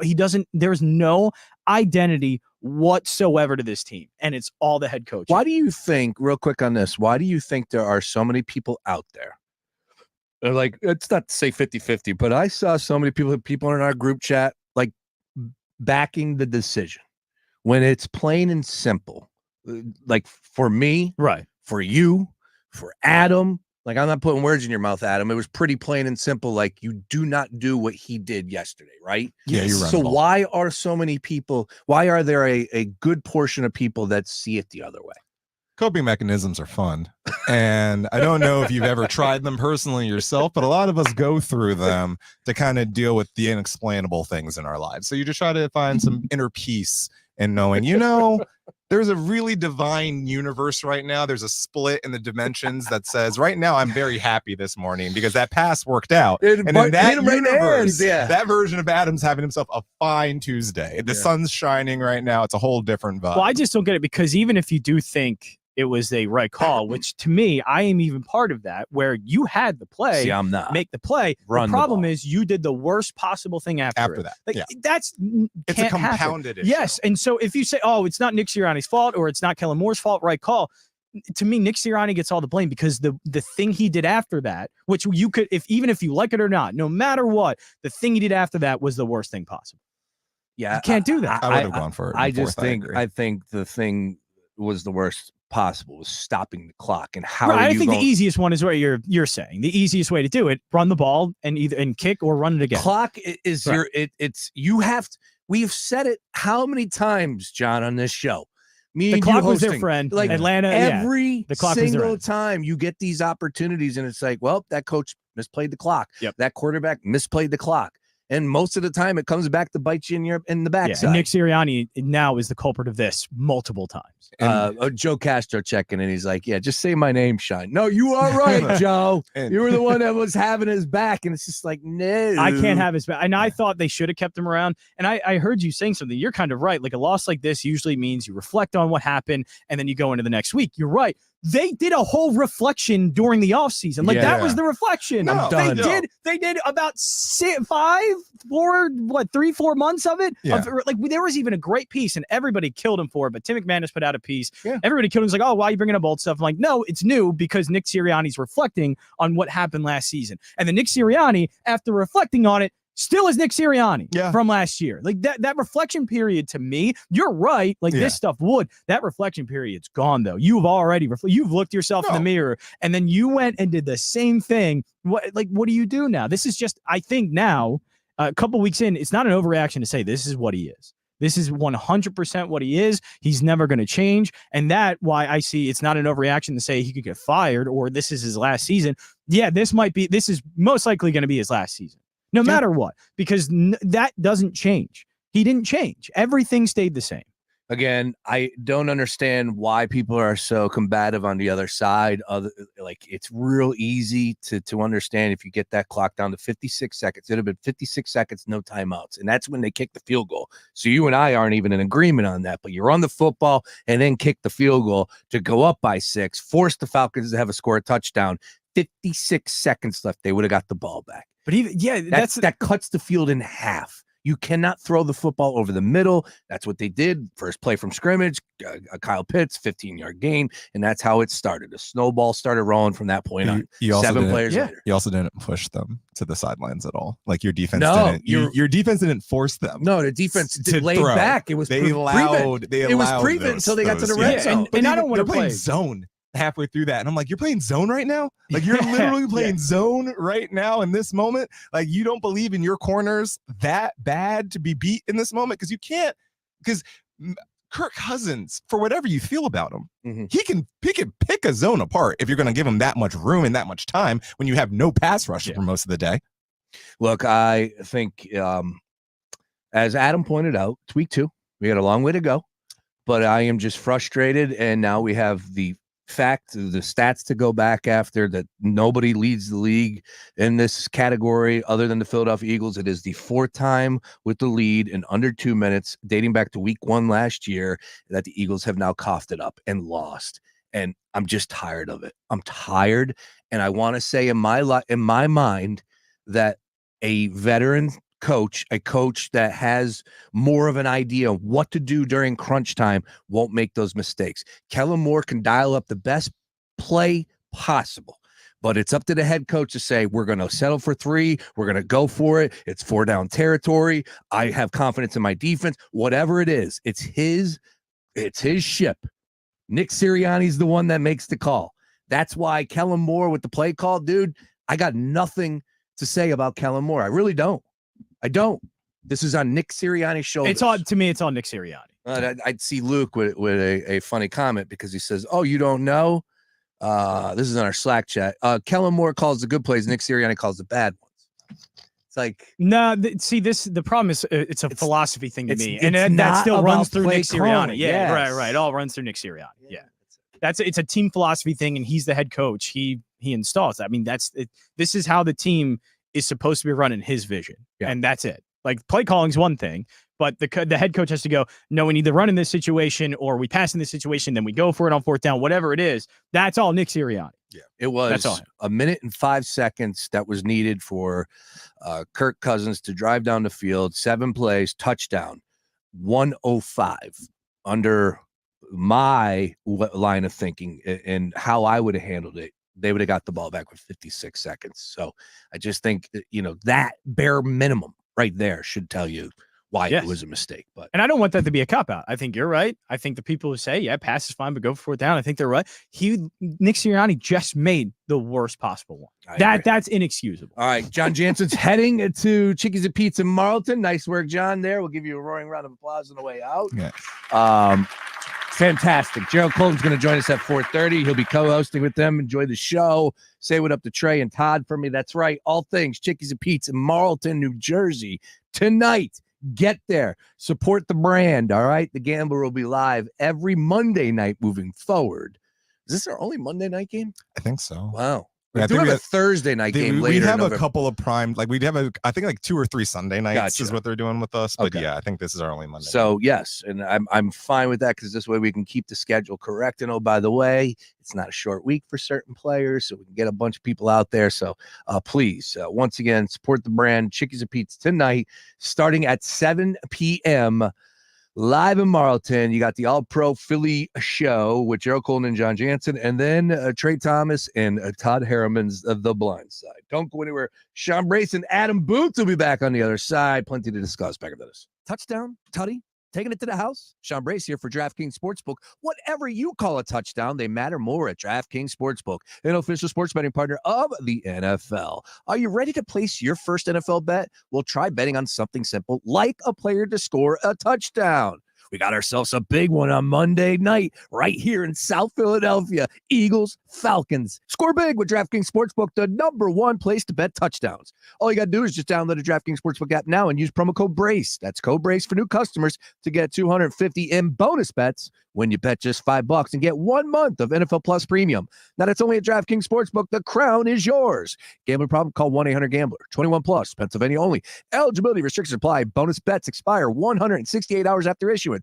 For additional terms and responsible gaming resources, see dkng.co/ftball. NFL Plus Premium offer available only to new and former NFL Plus subscribers. Additional NFL Plus Premium terms at NFL.com/terms. CEOs you should know, brought to you by Comcast Business. Hi, it's Greg Karen. I'm the president and CEO of the Philadelphia Convention and Visitors Bureau. We're kind of a highly specialized economic development agency. We are the official tourism promotion agency for the city of Philadelphia globally. The way I like to refer to what I do is the way I was trained years ago, is to talk about what's the end result of what we do. I ask people to think about what it's like when they are walking in this middle of Center City and WrestleMania fans are running up and down the streets, or during the Army-Navy game when the entire city feels like a campus of West Point or the Naval Academy. And even more simply, people don't notice it until we talk about it. But just that feeling when you see people walking up and down Market and Chestnut in the streets of Philadelphia, wearing hang tags and name tags with whatever association they happen to be with, and really is a major driver of our economy in Philadelphia and in Southeast PA. And the richness of our culture, diversity, history, the gastronomic scene, all those things that make this such a wonderful place to work, make it an extremely attractive destination, so that when people come here, they truly do feel the richness and diversity of our city, whether they're here from a professional event, a fraternal event, a sporting event. The backdrop of the city and the richness of the city all make it an extraordinary value proposition for planners of these big events. Our website is discoverphl.com. Comcast Business, the complete connectivity solution, cybersecurity, internet, and mobile, all from one provider. Comcast Business, powering possibilities. Hey, Dr. Lori Santos here. I'm using my voice to support iHeart's mental health and addiction recovery campaign in partnership with Mobilize Recovery. We've all been touched by addiction or mental health challenges, and these often overlap. Nearly 9 million people have a co-occurring disorder, and almost 60% receive no treatment at all. Together, we can fight stigma by normalizing the conversation and even saving lives. If more people feel comfortable asking for help, recovery is possible. Learn more and lend your support at iHeartRecoveryMonth.com. I feel like I'm constantly cleaning hair off my bathroom floor. At least my Swiffer Sweeper makes it easy. Sweeper heavy-duty dry cloths have ultra-thick pads to trap and lock hairs, like a hair magnet. And when I'm finished cleaning up my hair, Sweeper takes care of his too. Now the hair's gone, all thanks to Swiffer. Try Swiffer Sweeper heavy-duty dry cloths. I promise you'll love them or your money back. And also try Swiffer Sweeper Wet to make quick work of tough, sticky messes. What's up, sandwich heads? Today on Steve-O's Sandwich Reviews, we've got the tips and tricks to the best sandwich order. And it all starts with this little guy right here. Pepsi Zero Sugar. Partial to pastrami, craving a cubano. Yeah, sounds delicious, but boom! Add the crisp, refreshing taste of Pepsi Zero Sugar and cue the fireworks. Lunch, dinner, or late night, it'll be a sandwich worth celebrating. Trust me, your boy's eaten a lot of sandwiches in his day, and the one thing I can say with absolute fact, every bite is better with Pepsi. Hey, DQ fans, they've got the deal of the century for you. Download the DQ app and get buy one, get one free Blizzard treats. Just like that, you can get any 2 Blizzard treats for the price of 1 for a limited time only. Happy tastes good. Here's what's trending on the iHeart Sports Network, presented by DraftKings Sportsbook. The Phillies try to get a game back from the Brewers tonight in Milwaukee. Righty Zach Wheeler takes the ball there for the Phils. Flyers GM Daniel Briere is expecting fireworks between coach John Tortorella and star prospect Matt Mitchkov as he learns to be a pro. And an Oregon man is behind bars now. He's accused of stalking UConn basketball star Paige Beckers through emails and social media. I'm Scott Davidson. The NFL action is here. Score big with DraftKings Sportsbook, the #1 place to bet touchdowns. New customers download the DraftKings Sportsbook app and use code SPORTS to get $250 in bonus bets when you bet just $5. That's code SPORTS, only on DraftKings. The crown is yours. Gambling problem? Call 1-800-GAMBLER. 21 plus. Pennsylvania only. Bonus bets expire 168 hours after issuance. Deposit and eligibility restrictions apply. Terms at dkng.co/ftball. Coming to you live from Chickies and Pete's in Marlton, New Jersey, every Monday night. It's the All-Pro Philly Players Show. Eagles returner, now slot receiver, out there on the field a lot more, and just back from a victory in Brazil, Britton Covey. Is there a certain amount of crazy in you, Britton? People have no idea how fast the game is. The split second that you have after securing the football to make a decision on where you're going to go, how you're going to... Are you crazy? Yes, I have to be a little crazy. I mean, I'm only 5. I weigh more than Devontae, which is good. Wow. But I'm definitely one of the smaller guys on the team, and you have to have a little bit of crazy in you. But I'll tell you what, preparation kind of takes away some of the fear. So it's when you get into that game and you've prepared enough, you're not as scared. Connect with the Gambler at Fox PHL Gambler on Facebook, Twitter, and Instagram. Fox Sports Radio, The Gambler. Now, total traffic for Philadelphia. We've got stop traffic at several places right now for a motorcade. Eastbound Vine Expressway at a standstill. Schuylkill to the Parkway. All lanes are blocked to the Parkway and 95 for the motorcade. 95 southbound, that stopped. Allegheny to the Vine Expressway, where all lanes are blocked for that motorcade between the Vine Expressway and the airport. Now northbound 95, that's jammed. Vine Expressway up to Bridge.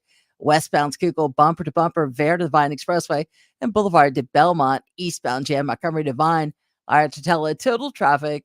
This report is sponsored by Taco Bell. Taco Bell is introducing the new Cantina Chicken menu with new Cantina Chicken burrito, quesadilla, bowl, and tacos, featuring their new slow-roasted chicken. Try the new Cantina Chicken menu today at participating U.S. Taco Bell locations while supplies last. Contact store for participation, which varies.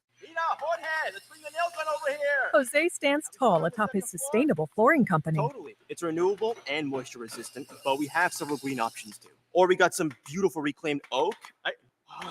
But floored by his success, he needs to hire more installers. I need Indeed. Indeed you do. Put our matching platform to work so you can spend less time searching and more time connecting with talented candidates. Visit Indeed.com/credit and get $75 towards your first sponsored job. Terms and conditions apply. Stay tuned to Fox PHL The Gambler for the latest CEOs you should know. Greg Karen, I'm the president and CEO of the Philadelphia Convention and Visitors Bureau. Comcast Business, powering possibilities. Let's bring the nail gun over here. Jose stands tall atop his sustainable flooring company. Totally. It's renewable and moisture resistant, but we have several green options too. Or we got some beautiful reclaimed oak.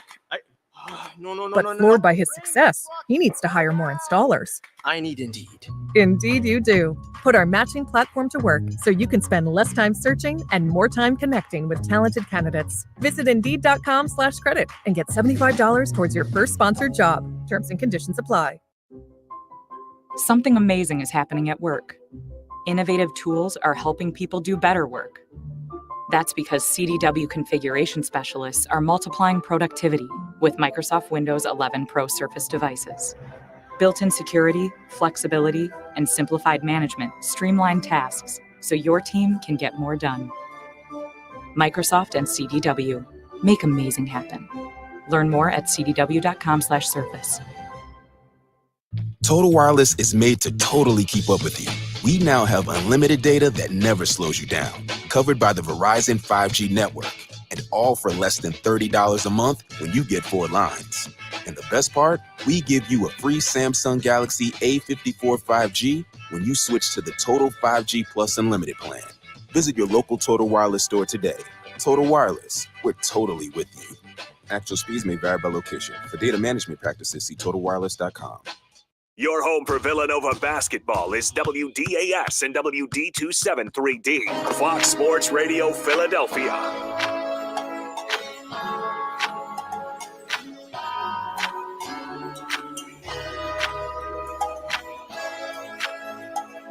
A lot of people hung up on the fact that Kellen Moore calls the plays and how he's not catching heat over it.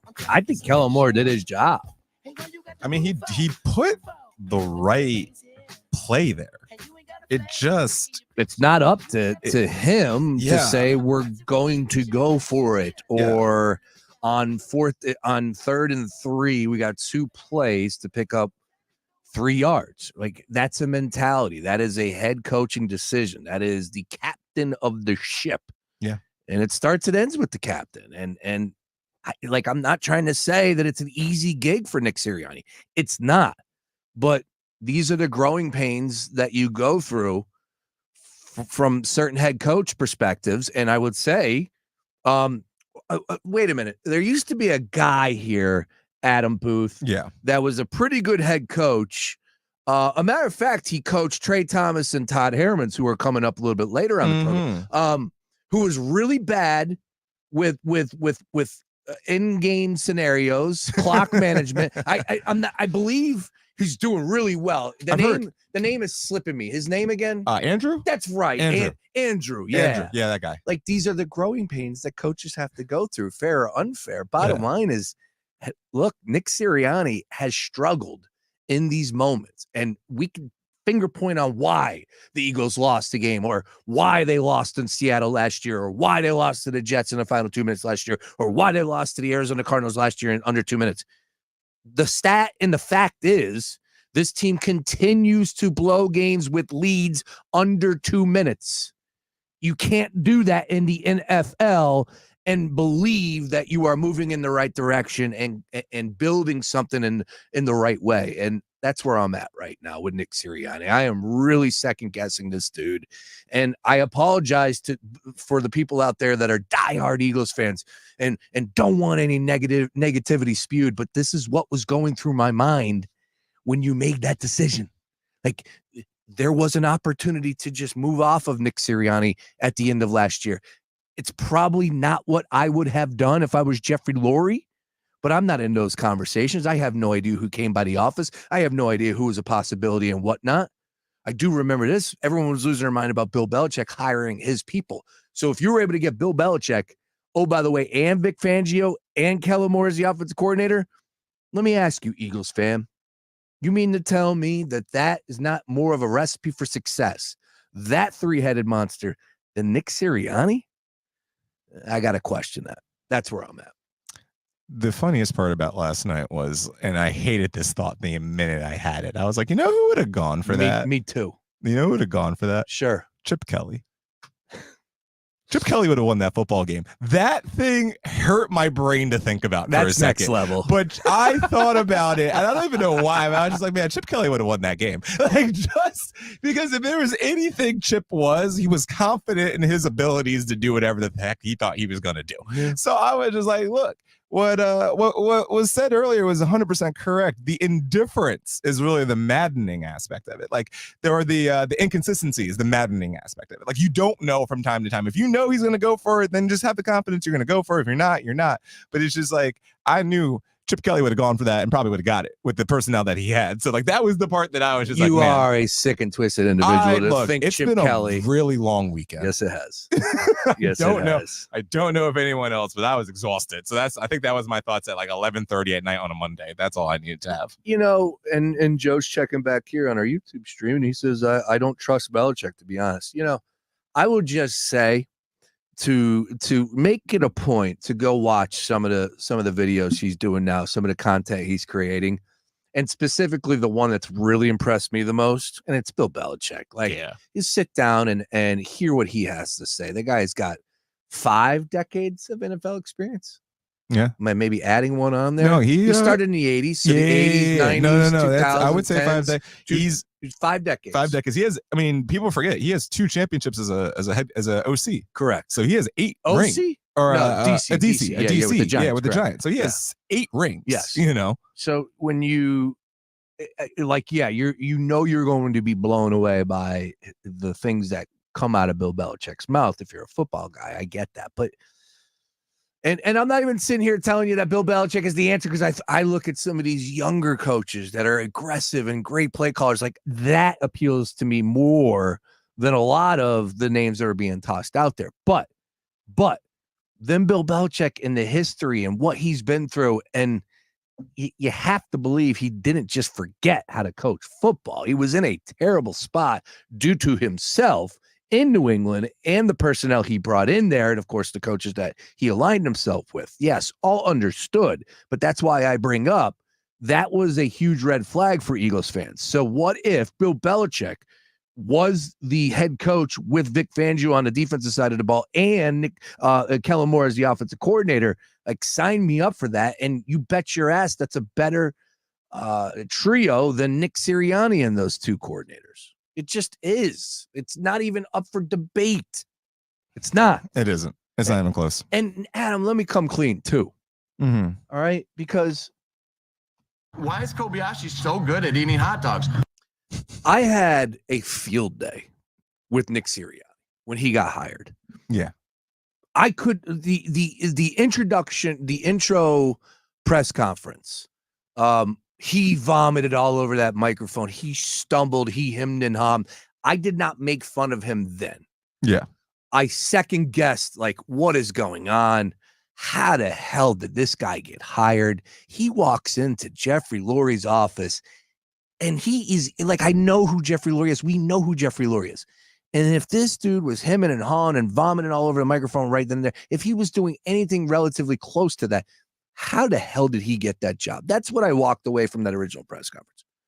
I kept it under wraps. I kept my, like then all of a sudden people making fun of him, all that, the flowers and all that. We had fun with it, right?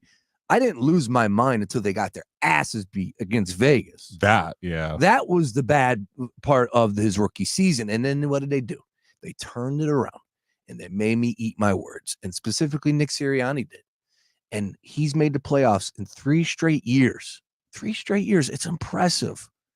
But I just don't have the confidence in this guy to be the deciding factor when it is so close, when you have to make the perfect decision, not the right decision. No, you got to be perfect to win a Super Bowl against a guy like Patrick Mahomes.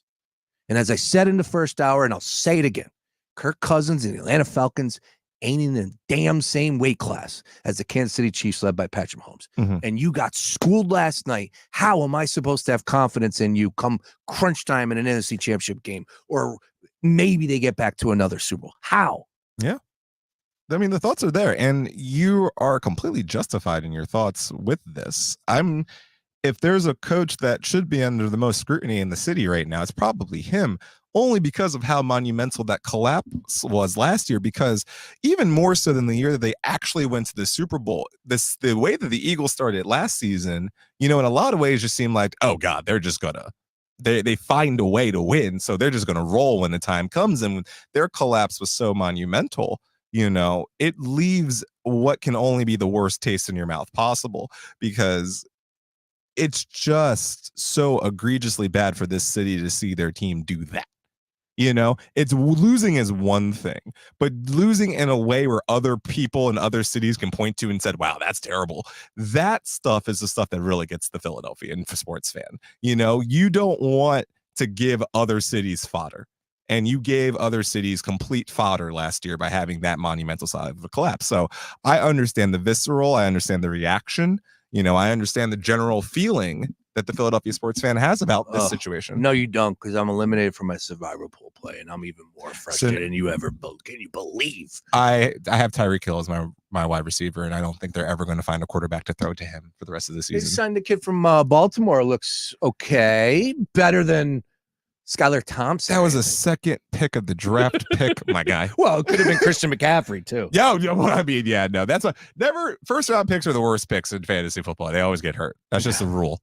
Again, when you're doing a live show, you do get some tweets, and I feel like we have covered this already, but just for my guy Mikey Mack, and I know I don't know personally Mikey Mack as individual, but I know him on socials. I see him tweet at me, so I'm not trying to come off as a smartass. But his big thing was Kellen Moore calls the plays. Why isn't Kellen Moore getting more?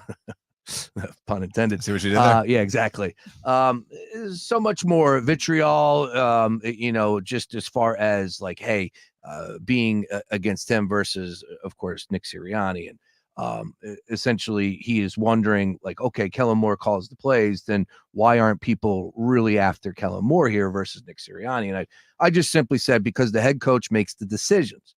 Now, yes, I get it. Kellen Moore calls the plays, and you heard it yesterday in the press conference, and Nick Sirianni said, oh, you're trying to stir that up. Like, Nick, I'm glad he said what he said, but also another reason too, Belichick, because he would have been on to New Orleans. He wouldn't have really gave you anything. Yeah, we're on to New Orleans. We're on to New Orleans. Instead, we're on to New Orleans. Instead, Nick Sirianni, which again, I feel for the guy. Yeah. I do. I said it earlier. I feel for the guy. Because he called up 2 plays, or he was a part of 2 plays that worked. Yeah. But yet they didn't. Yeah. And to the big picture is, yes, when you call that timeout, Nick Sirianni's in that huddle, Kellen Moore's in that huddle, they have the headset. Kellen Moore says, this is what we're going to do. Yeah, as you pointed out, Adam, he could have vetoed. He could have said, no, let's run the football. Yeah. But more so, it's about the direction. It's about the mentality for that drive. It's, okay, hey, we're under 2 minutes here, boys. This is what we're going to do. That's not on Kellen Moore. That's on Nick Sirianni to give, the lead here and to instruct you on what he sees fit for the best possible way for this team to win the game. Yeah. And Kellen Moore is calling those plays based off of the directions that he is getting from Nick Sirianni. If Nick Sirianni would have told Kellen Moore, we're in 4-down territory, Kellen, we got to go 2 plays to pick up 3 yards. I don't know if he runs that pass play. I would assume that it's a QB keeper type tush push and then possibly hand it off to Saquon Barkley or vice versa, whatever you want to do there. I assume that with the heaviest offensive line in the game that we saw multiple times throughout the course of the broadcast, and oh, by the way, Jalen Hurts, who could bench press / squat the entire rack with Saquon Barkley. I heard Britton Covey talk about his quads. Yes, that whole recipe right there, concocted, is going to make you one hell of a meal that's going to pick up the first down. That's where I'm at. And that comes down to Nick Sirianni. It's his approach. It's his mindset. It's his flow. It's his script to a point. This starts and ends with the head coach. He's the one. He is the leader here, not Kellen Moore. Kellen Moore, should we be upset? I ask you, Adam, should we be upset that Kellen Moore is throwing out the idea for a pass? Should he be a little bit more smarter? Sure. I can't argue that. I can't argue that. Yeah. But at the end of the day, he drew up a play. It hit Saquon Barkley in the hands. Kellen Moore did his job. Yeah, but it's not the right call. No. 10 out of 10 times you run the clock. Yeah. It's not up for debate. There's 2 people that's at fault, and Kellen Moore is not one of them. You're looking at Sirianni for making the call, or for not either making the call, not making the call, not stopping the call from happening, whatever having the call happen, having that play happen is basically on Sirianni. And then the second thing is, come on, Saquon. Come on, Saquon. Come on, Saquon. Yeah. Come on, Saquon. Come on, man. Come on. I'm not, look, there's a lot of times I'll look at you and I say, you worked your ass off. I love it. I'm here for it. That moment, I'm just like, you got to do the most simple thing you've ever done as a football player, which is catch this ball. Catch this ball. Because if you catch the ball, full momentum has the first down. Yeah. Like, Game's over. Just catch the ball. Yeah, picking up the that's my point. Like, to everyone that says, well, if he catches the ball, they win the game. He makes the play, they win the game. All right, well, they very well could have made the play by running the football. Both of these things are true. Taking the clock out of it. And the madness that took place last night, giving the ball back with 1:40, a minute 40 versus 56 seconds. Like, you guys realize the difference? It's an eternity for a quarterback, for an offense to drive down the field with a $140. As a multiple championship winning soccer coach myself, yes. I like to say that I would have ran the ball. I would have said I would have ran the ball. But again, I mean, look, hindsight is hindsight, and I'm but sure I was saying it then and there. You were, and I'm sure. Look, man, I'm sure Seattle went for 17 weeks on that Super Bowl call up to the end of time, because they're just going to be like, I would, yeah, I would. That would scar me. That's called trauma, my boy. And I don't know who the offensive coordinator is, but I know who the head coach is. Oh, of course, man. Pete Carroll won a Super Bowl the year before, and that's almost nullified because of the fact that they made that call. So. Hey. Cousins, 5 of 6, 70 yards, 2 passes, and 47 yards went to Darnell Mooney. Kid's good. Yeah, he is good. Kid's good. They played well. Anyways, on to the next, and that is the New Orleans Saints. Oh, by the way, as I said, Sunday at 1:00, you get the Saints, you get the Eagles, and it's a 2.5-point spread on DraftKings Sportsbook. All right, moving off of the Birds for just a second. You all right with that? Oh, man, please. Because we did just do 90 minutes on the Birds. You're right about that. And you knew it was coming. Oh, no. I mean, what else were we supposed to talk about today? No. And it's funny because you did say that, like, if they did win, what are we saying? We would have been on to the Phillies 20 minutes ago if the Eagles won. Let me just say that. Honestly, that's the realness of it. We would be talking about the Sixers right now if the Eagles won. We would have been like, hey, that's cool. Also the Phillies. Hey, by the way, they're talking about the Sixers and their playoff odds right now. I would have definitely been on to the Phillies. Yeah. There's no doubt about in my mind we would have talked some Phillies today. But it's just so frustrating to lose that game the way that they did. And there's just so much change with it because you had an opportunity to be 2-0. Yeah. And I'm not going to put the trend out there with teams that start 2-0 versus 0-2, and the Eagles are right in the middle. They're 1-1, and they're not 0-2. So let's just put that out there. But teams that start out 0-2, since they've added the extra playoff spots back a few years ago, it doesn't work out in your favor to make the playoffs. There's only been 2 teams, so that is a huge concern. But the Eagles are 1-1. And I think what we do know about this team is they're going to be a little bit of a work in progress. The offense is incredible, and defense needs to be better. And I just don't know how that defense will get better, because the guy that they brought in and spent all that money on with Bryce Huff, he's not doing a damn thing. Nolan Smith from Georgia, he's not doing a damn thing. Our linebackers are small in the grand scheme of things. Bijan Robinson was a beast. Bijan's going to be the 1 of 1 in fantasy next year. He is going 1 overall next year. No doubt about it. He's elite. He's really good. He's real. They're like 2.5 pieces away in Atlanta. They put something together with that defense. Atlanta could be interesting. They got Judon. That was a big addition. He's good too. Yeah, That's what I'm saying. Yeah. Atlanta is sneaky because I think everyone has that, they're the Falcons, and the Falcons have been the Falcons. Trust me, as a black man in America, I have 25 cousins in Atlanta. So they tell me all the time about the Falcons and just like, go and break your heart. Always gonna break your heart. And I'm like, that's fair. But Atlanta's not the NFC South, outside of the dumpster fire that is Charlotte, North Carolina, might not be terrible. No. Also, shouts to Baker Mayfield. Wow. That's a guy that it seems like they want to play for. You know who would really use him right now? Cleveland. Oh, yeah. Cleveland could really use a Baker Mayfield right now. Hell, Carolina had him.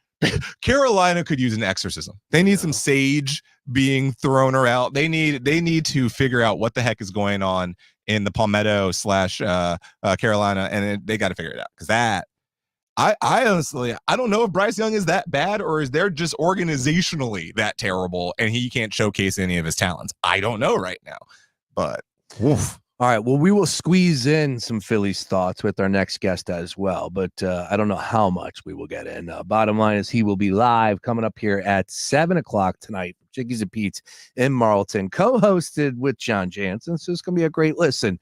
This is Jerrold Colton, though, joining us right now, host of the All-Pro Philly Players Show. Once again, it is a special edition here on Tuesday night, but after tonight, it will be every Monday night from here on out, featuring an Eagles player and Jerrold Colton. Jerrold joins us right now on the Gambler Hotline. Good afternoon, Jerrold. How we doing? Good afternoon, my butt. Anyway, how are you, Sean? Nice work. Jerrold, Adam Booth, and Jerrold Colton. Adam, I don't think you guys have ever met, but pleasure, sir. It's great to have everybody here. And, of course, the topic of the day is the Philadelphia Eagles. Jerrold, if you tuned in, I know you got a lot going on in your world, and our thoughts are definitely with you and your family at this point in time. But if you were able to catch and hear what we had to say, it is definitely a show that we are collectively, but more so me than anything. I have the arrow out, and I am the bullseye is Nick Sirianni. A matter of fact, right behind me, I got a graphic, the worst call I've ever seen. Simply unconscionable to do what he did. And in my opinion, lose the game for the team. I am realistic about the defense. I understand it. But when it comes to percentages and it comes to odds in your favor of winning that game, all he had to do was run the clock. The clock is your enemy as much as your opponent is. And he failed to put his team in the best situation to win that game. And the Eagles ended up losing. I don't have to tell you, but that's where I'm at. Where are you at right now with the Nick Sirianni conversation, and of course the Eagles game as a whole yesterday? Your viewpoint's really interesting, Sean, and you and I often, and it's, we've been doing this for 5 years together. You and I see things the same way. We agree on a lot. And I am not going to disagree with you on Nick Sirianni, and I have not been the biggest supporter, and I really feel the only reason he is still the head coach of the Philadelphia Eagles is because he got really saddled without having a say in his coordinators last year that were horrible, and they felt obligated to give him one more chance after taking him to the Super Bowl the year before. But I have not felt that Nick Sirianni really, I've never been all that confident in a head coach, but certainly since the Super Bowl, I have not felt really good about him as a Philadelphia Eagles head coach. However, I don't think, look, there's a lot I point to about Nick Sirianni last night. I don't think I'm nearly as harsh on him as you are with that last call. And I understand every single point you're making. Yeah. But it's still a football game. Mhm. And if he just catches that ball, the game's over also. And what are the odds? What are the, we're talking the odds of when with, under 2 minutes, there was still 99.3 chance of the Eagles winning, et cetera. What are the odds of him catching that football? I believe it was 92%. If I'm not mistaken, John Jansen did the dig and it was like 90%. Let's just call that 90% of the time they complete that pass. I kind of don't mind the play. Now, of course, when he drops the ball, now it's a disaster. But is that really completely on Nick Sirianni? I don't put that necessarily that one play. However, that's not the only play in the game. And I actually felt more so that they really screwed up on the second possession of the game when they didn't take the 3 points on the 4th and 4 and on some other stuff. And one of the main gripes I have about Nick Sirianni is I feel he is a relatively, and for lack of a better term, and I've been called this by certainly women in my life, an emotionally immature person.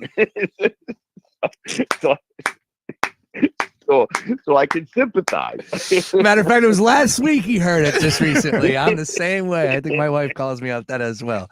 I love it, Gerald. Please. Every time. Yeah, keep going on that because I think you're onto something there. Because there's been a lot of things over his time as a head coach where he's very unhead coach-esque. And there was one, and Sean, I really wanted to, and you alluded to before, I'm having some personal issues in my family, and I appreciate your sentiments a lot. I didn't really get to go back and watch the tape the way I wanted to today, but he went off. There's 74, a young lineman who went in as a tackle eligible at the end, in that last possession, and he clearly lined up wrong. His name's Johnson, and Nick was going crazy on the sideline. First against the kid, went out there and yelled. Then when the kid was on the sideline, he's still yelling at him. And the Eagles are running these last few plays. It included that last play to Saquon Barkley in there, while Nick is still like screaming about other stuff. And I'm like, look, no head coach does that right then and there. Save that. You got tomorrow to deal with that. You got a football game to win. And he loses focus and he sets a tone on the sideline that often is detrimental. No, I'm not going to say that play cost them the game. What I do say is they're undisciplined. And when you, as a team in general, and if you go to, there's certain stats I always look at, and you know that. And I went right to the penalties when I saw the stat sheet. 9 penalties on Philadelphia Eagles for 53 yards. 3 against the Falcons, 3 penalties for 40 yards. Those are just there. We know there were signs of undiscipline of the constant. We know that the NFL is they're hunkering down now on linemen downfield, and we had several of them and stuff like that. And then you have this last possession that you give them back. Okay, let's ignore for the fact because I understand your argument, and I think there's a whole lot of people who would agree with you about the fact that the play is what the play call of the pass of Saquon Barkley is what cost them the game. There's a lot of people who would agree with you, but it's still a minute 40, 42 or whatever it was that the Falcons have to go all the way down the field and have to get in the end zone. So you don't want to give them the sideline. So the first pass is an easy one in the middle, and then they had 4 straight on the sidelines to get out of bounds. So you never at any point made Kirk Cousins and the Falcons offense feel any kind of time pressure at all. Yeah. The clock's not running. And that was, to me, more egregious than anything. And then, I'm sitting there and the place is empty now. Most of our iHeart people around us have already headed for the exit. And so Gerald, the win probability was 99.3. There was a reason to leave early last night. I understand. But even the ones who stayed around left after the Falcons touchdown. I'm like, yes, because the Eagles still had 2 timeouts left. Yeah, and these kickers are ridiculous these days, Gerald. These kickers are unbelievable. Jake Elliott win a game with a 61, 62-yarder against the guys. We know what his leg is.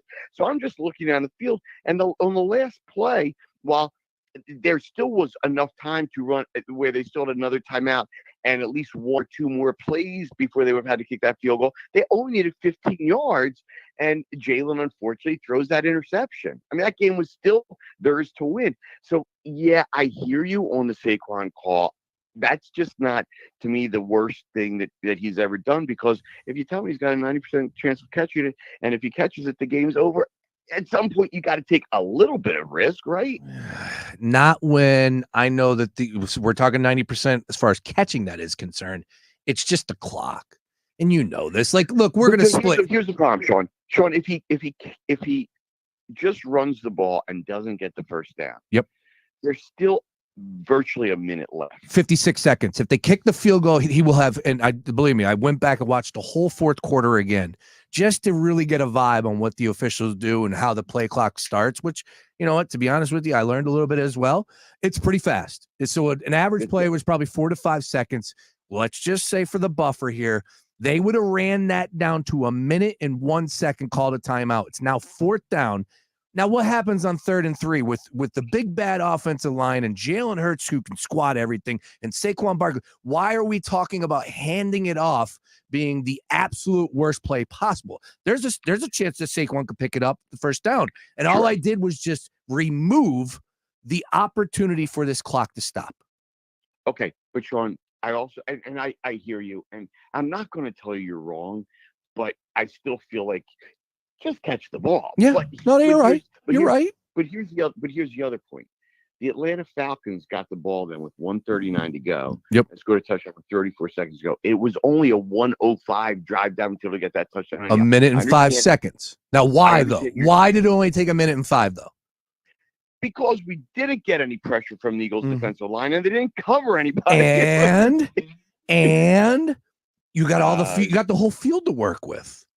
Versus if you get the ball back with 56 seconds left, Jerrold, and there's no timeouts on the clock, you throw that ball to Kyle Pitts across the middle for 15 yards to open up the drive, you're cooked. You got 40 seconds. Probably don't. Yeah. You probably don't make that throw. Or if you do, you better line it up quickly. That was my point before. I mean, that was the only catch I think that was in bounds on the whole drive. That was it. You're right. Yeah. That was the first one. So they never made them feel the urgency that you're talking about feeling if they ran that play. It took another 40 seconds off the clock. So I certainly understand your point, but somewhere along the line, Saquon Barkley's got to catch that ball. Somewhere along the line, the defense has to do a whole lot better job, because I do understand that the softness that most teams play in those situations, but that was unbelievable how soft it was. Yeah. And, and we've got to look at the defensive line in general throughout the entire course of that football game, which was really bad. And unfortunately, looking forward to New Orleans next week, it will not get easier. I mean, you know our relationship with the New Orleans offensive line. Oh, man. And that being Jerry Evans, my old partner on the show, and he's now a coach down in New Orleans. He's been showing me stuff like crazy with that New Orleans offensive line. Let me tell you something. That's an offensive line that like nothing I've seen since Jerry Evans himself played for them. So that doesn't bode very well for what we've seen out of the Eagles defensive line so far this season. It's funny that the connection just went off, even though you and I talked about Jerry earlier today, and it's like, oh yeah, that's right. So here we are. Yeah, the Eagles are heading to New Orleans and their dogs. No, and Jerrold, again, off of the play and moving on, just the big picture here, that defense, offensively, and I know John Jansen was making a case, and he's got some really good conversational pieces coming your way at 7:00. It's going to be a tremendous listen from Chickies and Pizzas. It always is, but I think you and John are going to have a great discussion on what's right, what's needed, what's expected, so on and so forth with the Birds. But Jerrold, I look at the offense. That's a Super Bowl contending offense. Defensively, I'm scared to death about this defense. That was an atrocious display of defense last night. And from the pass rush, Bryce Huff, the Nolan Smith, we gave all the love in the world to Howie Roseman with these draft picks. Georgia Bulldogs, love them. Nolan Smith is terrible. He got shoved all over the place yesterday. He's undersized. We knew that. They rolled the dice. They took him high up in the draft. He is underperforming. I'm worried about the linebackers. And again, no pass rush at all. You could have Deion Sanders. You could have Rod Woodson at safety. You could have the best defensive backs the game has ever seen. If you're not getting after the quarterback, you're in trouble. Yeah, Sean, going into this season, and we have seen a bunch of Eagles seasons started together since doing this stuff. And I really was very unsure of this team because, going back to Super Bowl year, there had been a lot of weaknesses in that team. They really shored them up and made every one of those, if they weren't as good at every position, they were, or better at every position, they were at least as good. And that wound up in a very near Super Bowl victory. Last year, I felt there was almost an overconfidence because you lost the C.J. Johnson Gardners, you lost the T.J. Edwards, and certain things that I felt they were potentially not as good as the Super Bowl team. And it turned out to be that way. This year, coming to the season, they made some good moves, but I just felt they were really unsure with two major things. One was I wasn't exactly who Jalen Hurts is. And I got to tell you, after 2 weeks, it's not that he's played badly, but I still am not completely sure that who Jalen Hurts is. And one of the things about the first 2 weeks of the National Football League is when you look around the league, who are some of the real quarterbacks doing a great job? And it's a shocking thing because you all put Sam Darnold, Baker Mayfield, and Gardner Minshew. Yeah, I mean, Carr, and Derek Carr. You look, and even Kyler Murray had an incredible game. It's, the guys you anticipate and expect to be the best guys, the people that the Carolina Panthers trade to get number one in the draft just a year and a half ago. That guy's on the bench. The retreads and the cast-offs are the guys doing it well, and they're doing it well. Why? Because they probably have matured. And let's throw Kirk Cousins in there for his performance last night, because they understand what it takes to win, and most of it is to take care of the football. Now, Jalen, for the most part, did it last night, but unfortunately, the only turnover of the game was on the last play, and while the Eagles still had a chance to win. But so Jalen is still somewhat of a question mark to me, and he will continue to be. But the real question mark I had about this team as to why I didn't know who they were, and 2 weeks has done nothing to answer that, is I couldn't point to anything on the defense that I'm sure of. There's nothing proven anywhere except for like a Brandon Graham, but he's playing too big a role now. And we know who Slay is for the most part, but he's in decline. And some of the things that have been exciting was that Mitchell looks like he's going to be a real star, but there he is on the field on the last drive. He hasn't been in that situation before. There is just nothing on this defense that gives you the confidence to say this is a championship caliber team right now.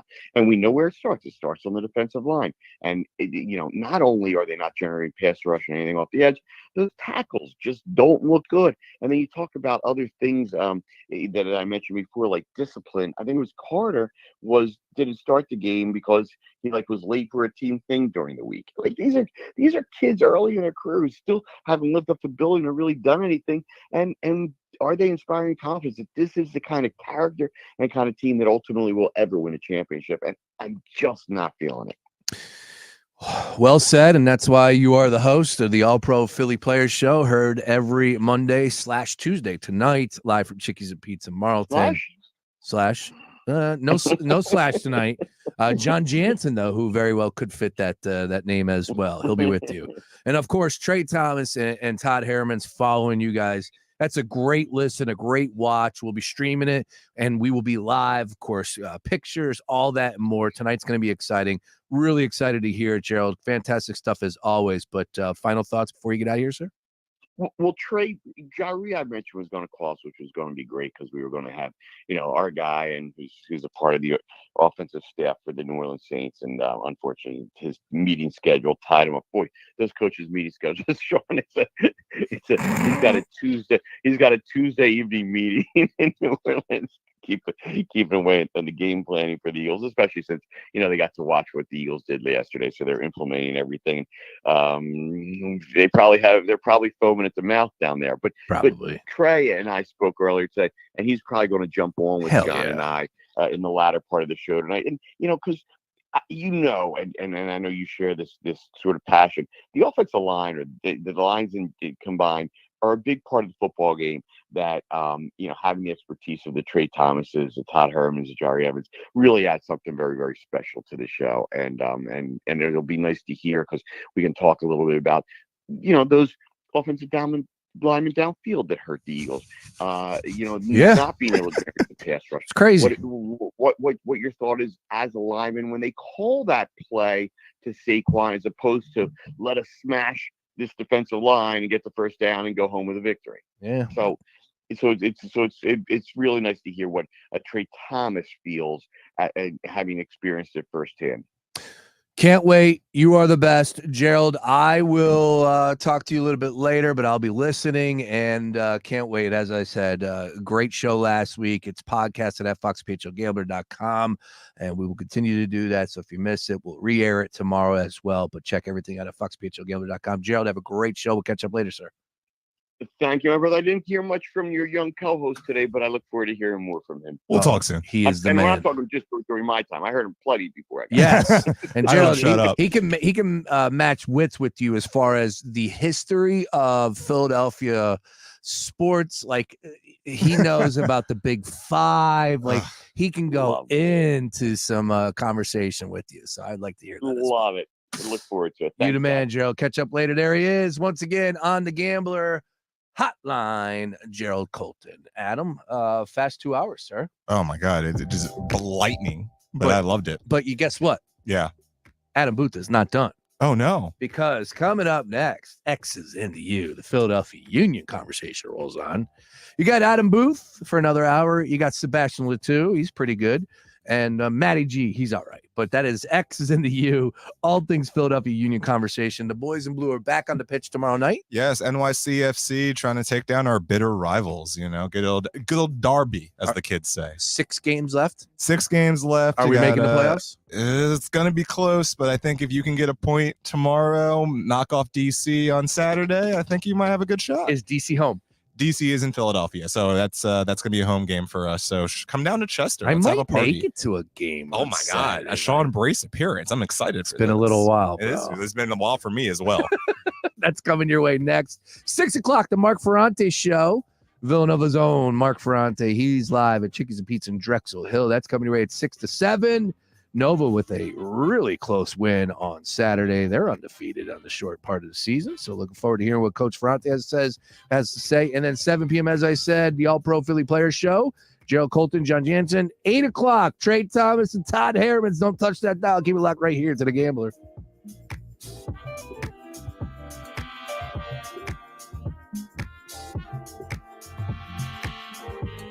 We're just days away from our 2024 iHeartRadio Music Festival, presented by Capital One. The biggest headliners in live music will be taking over T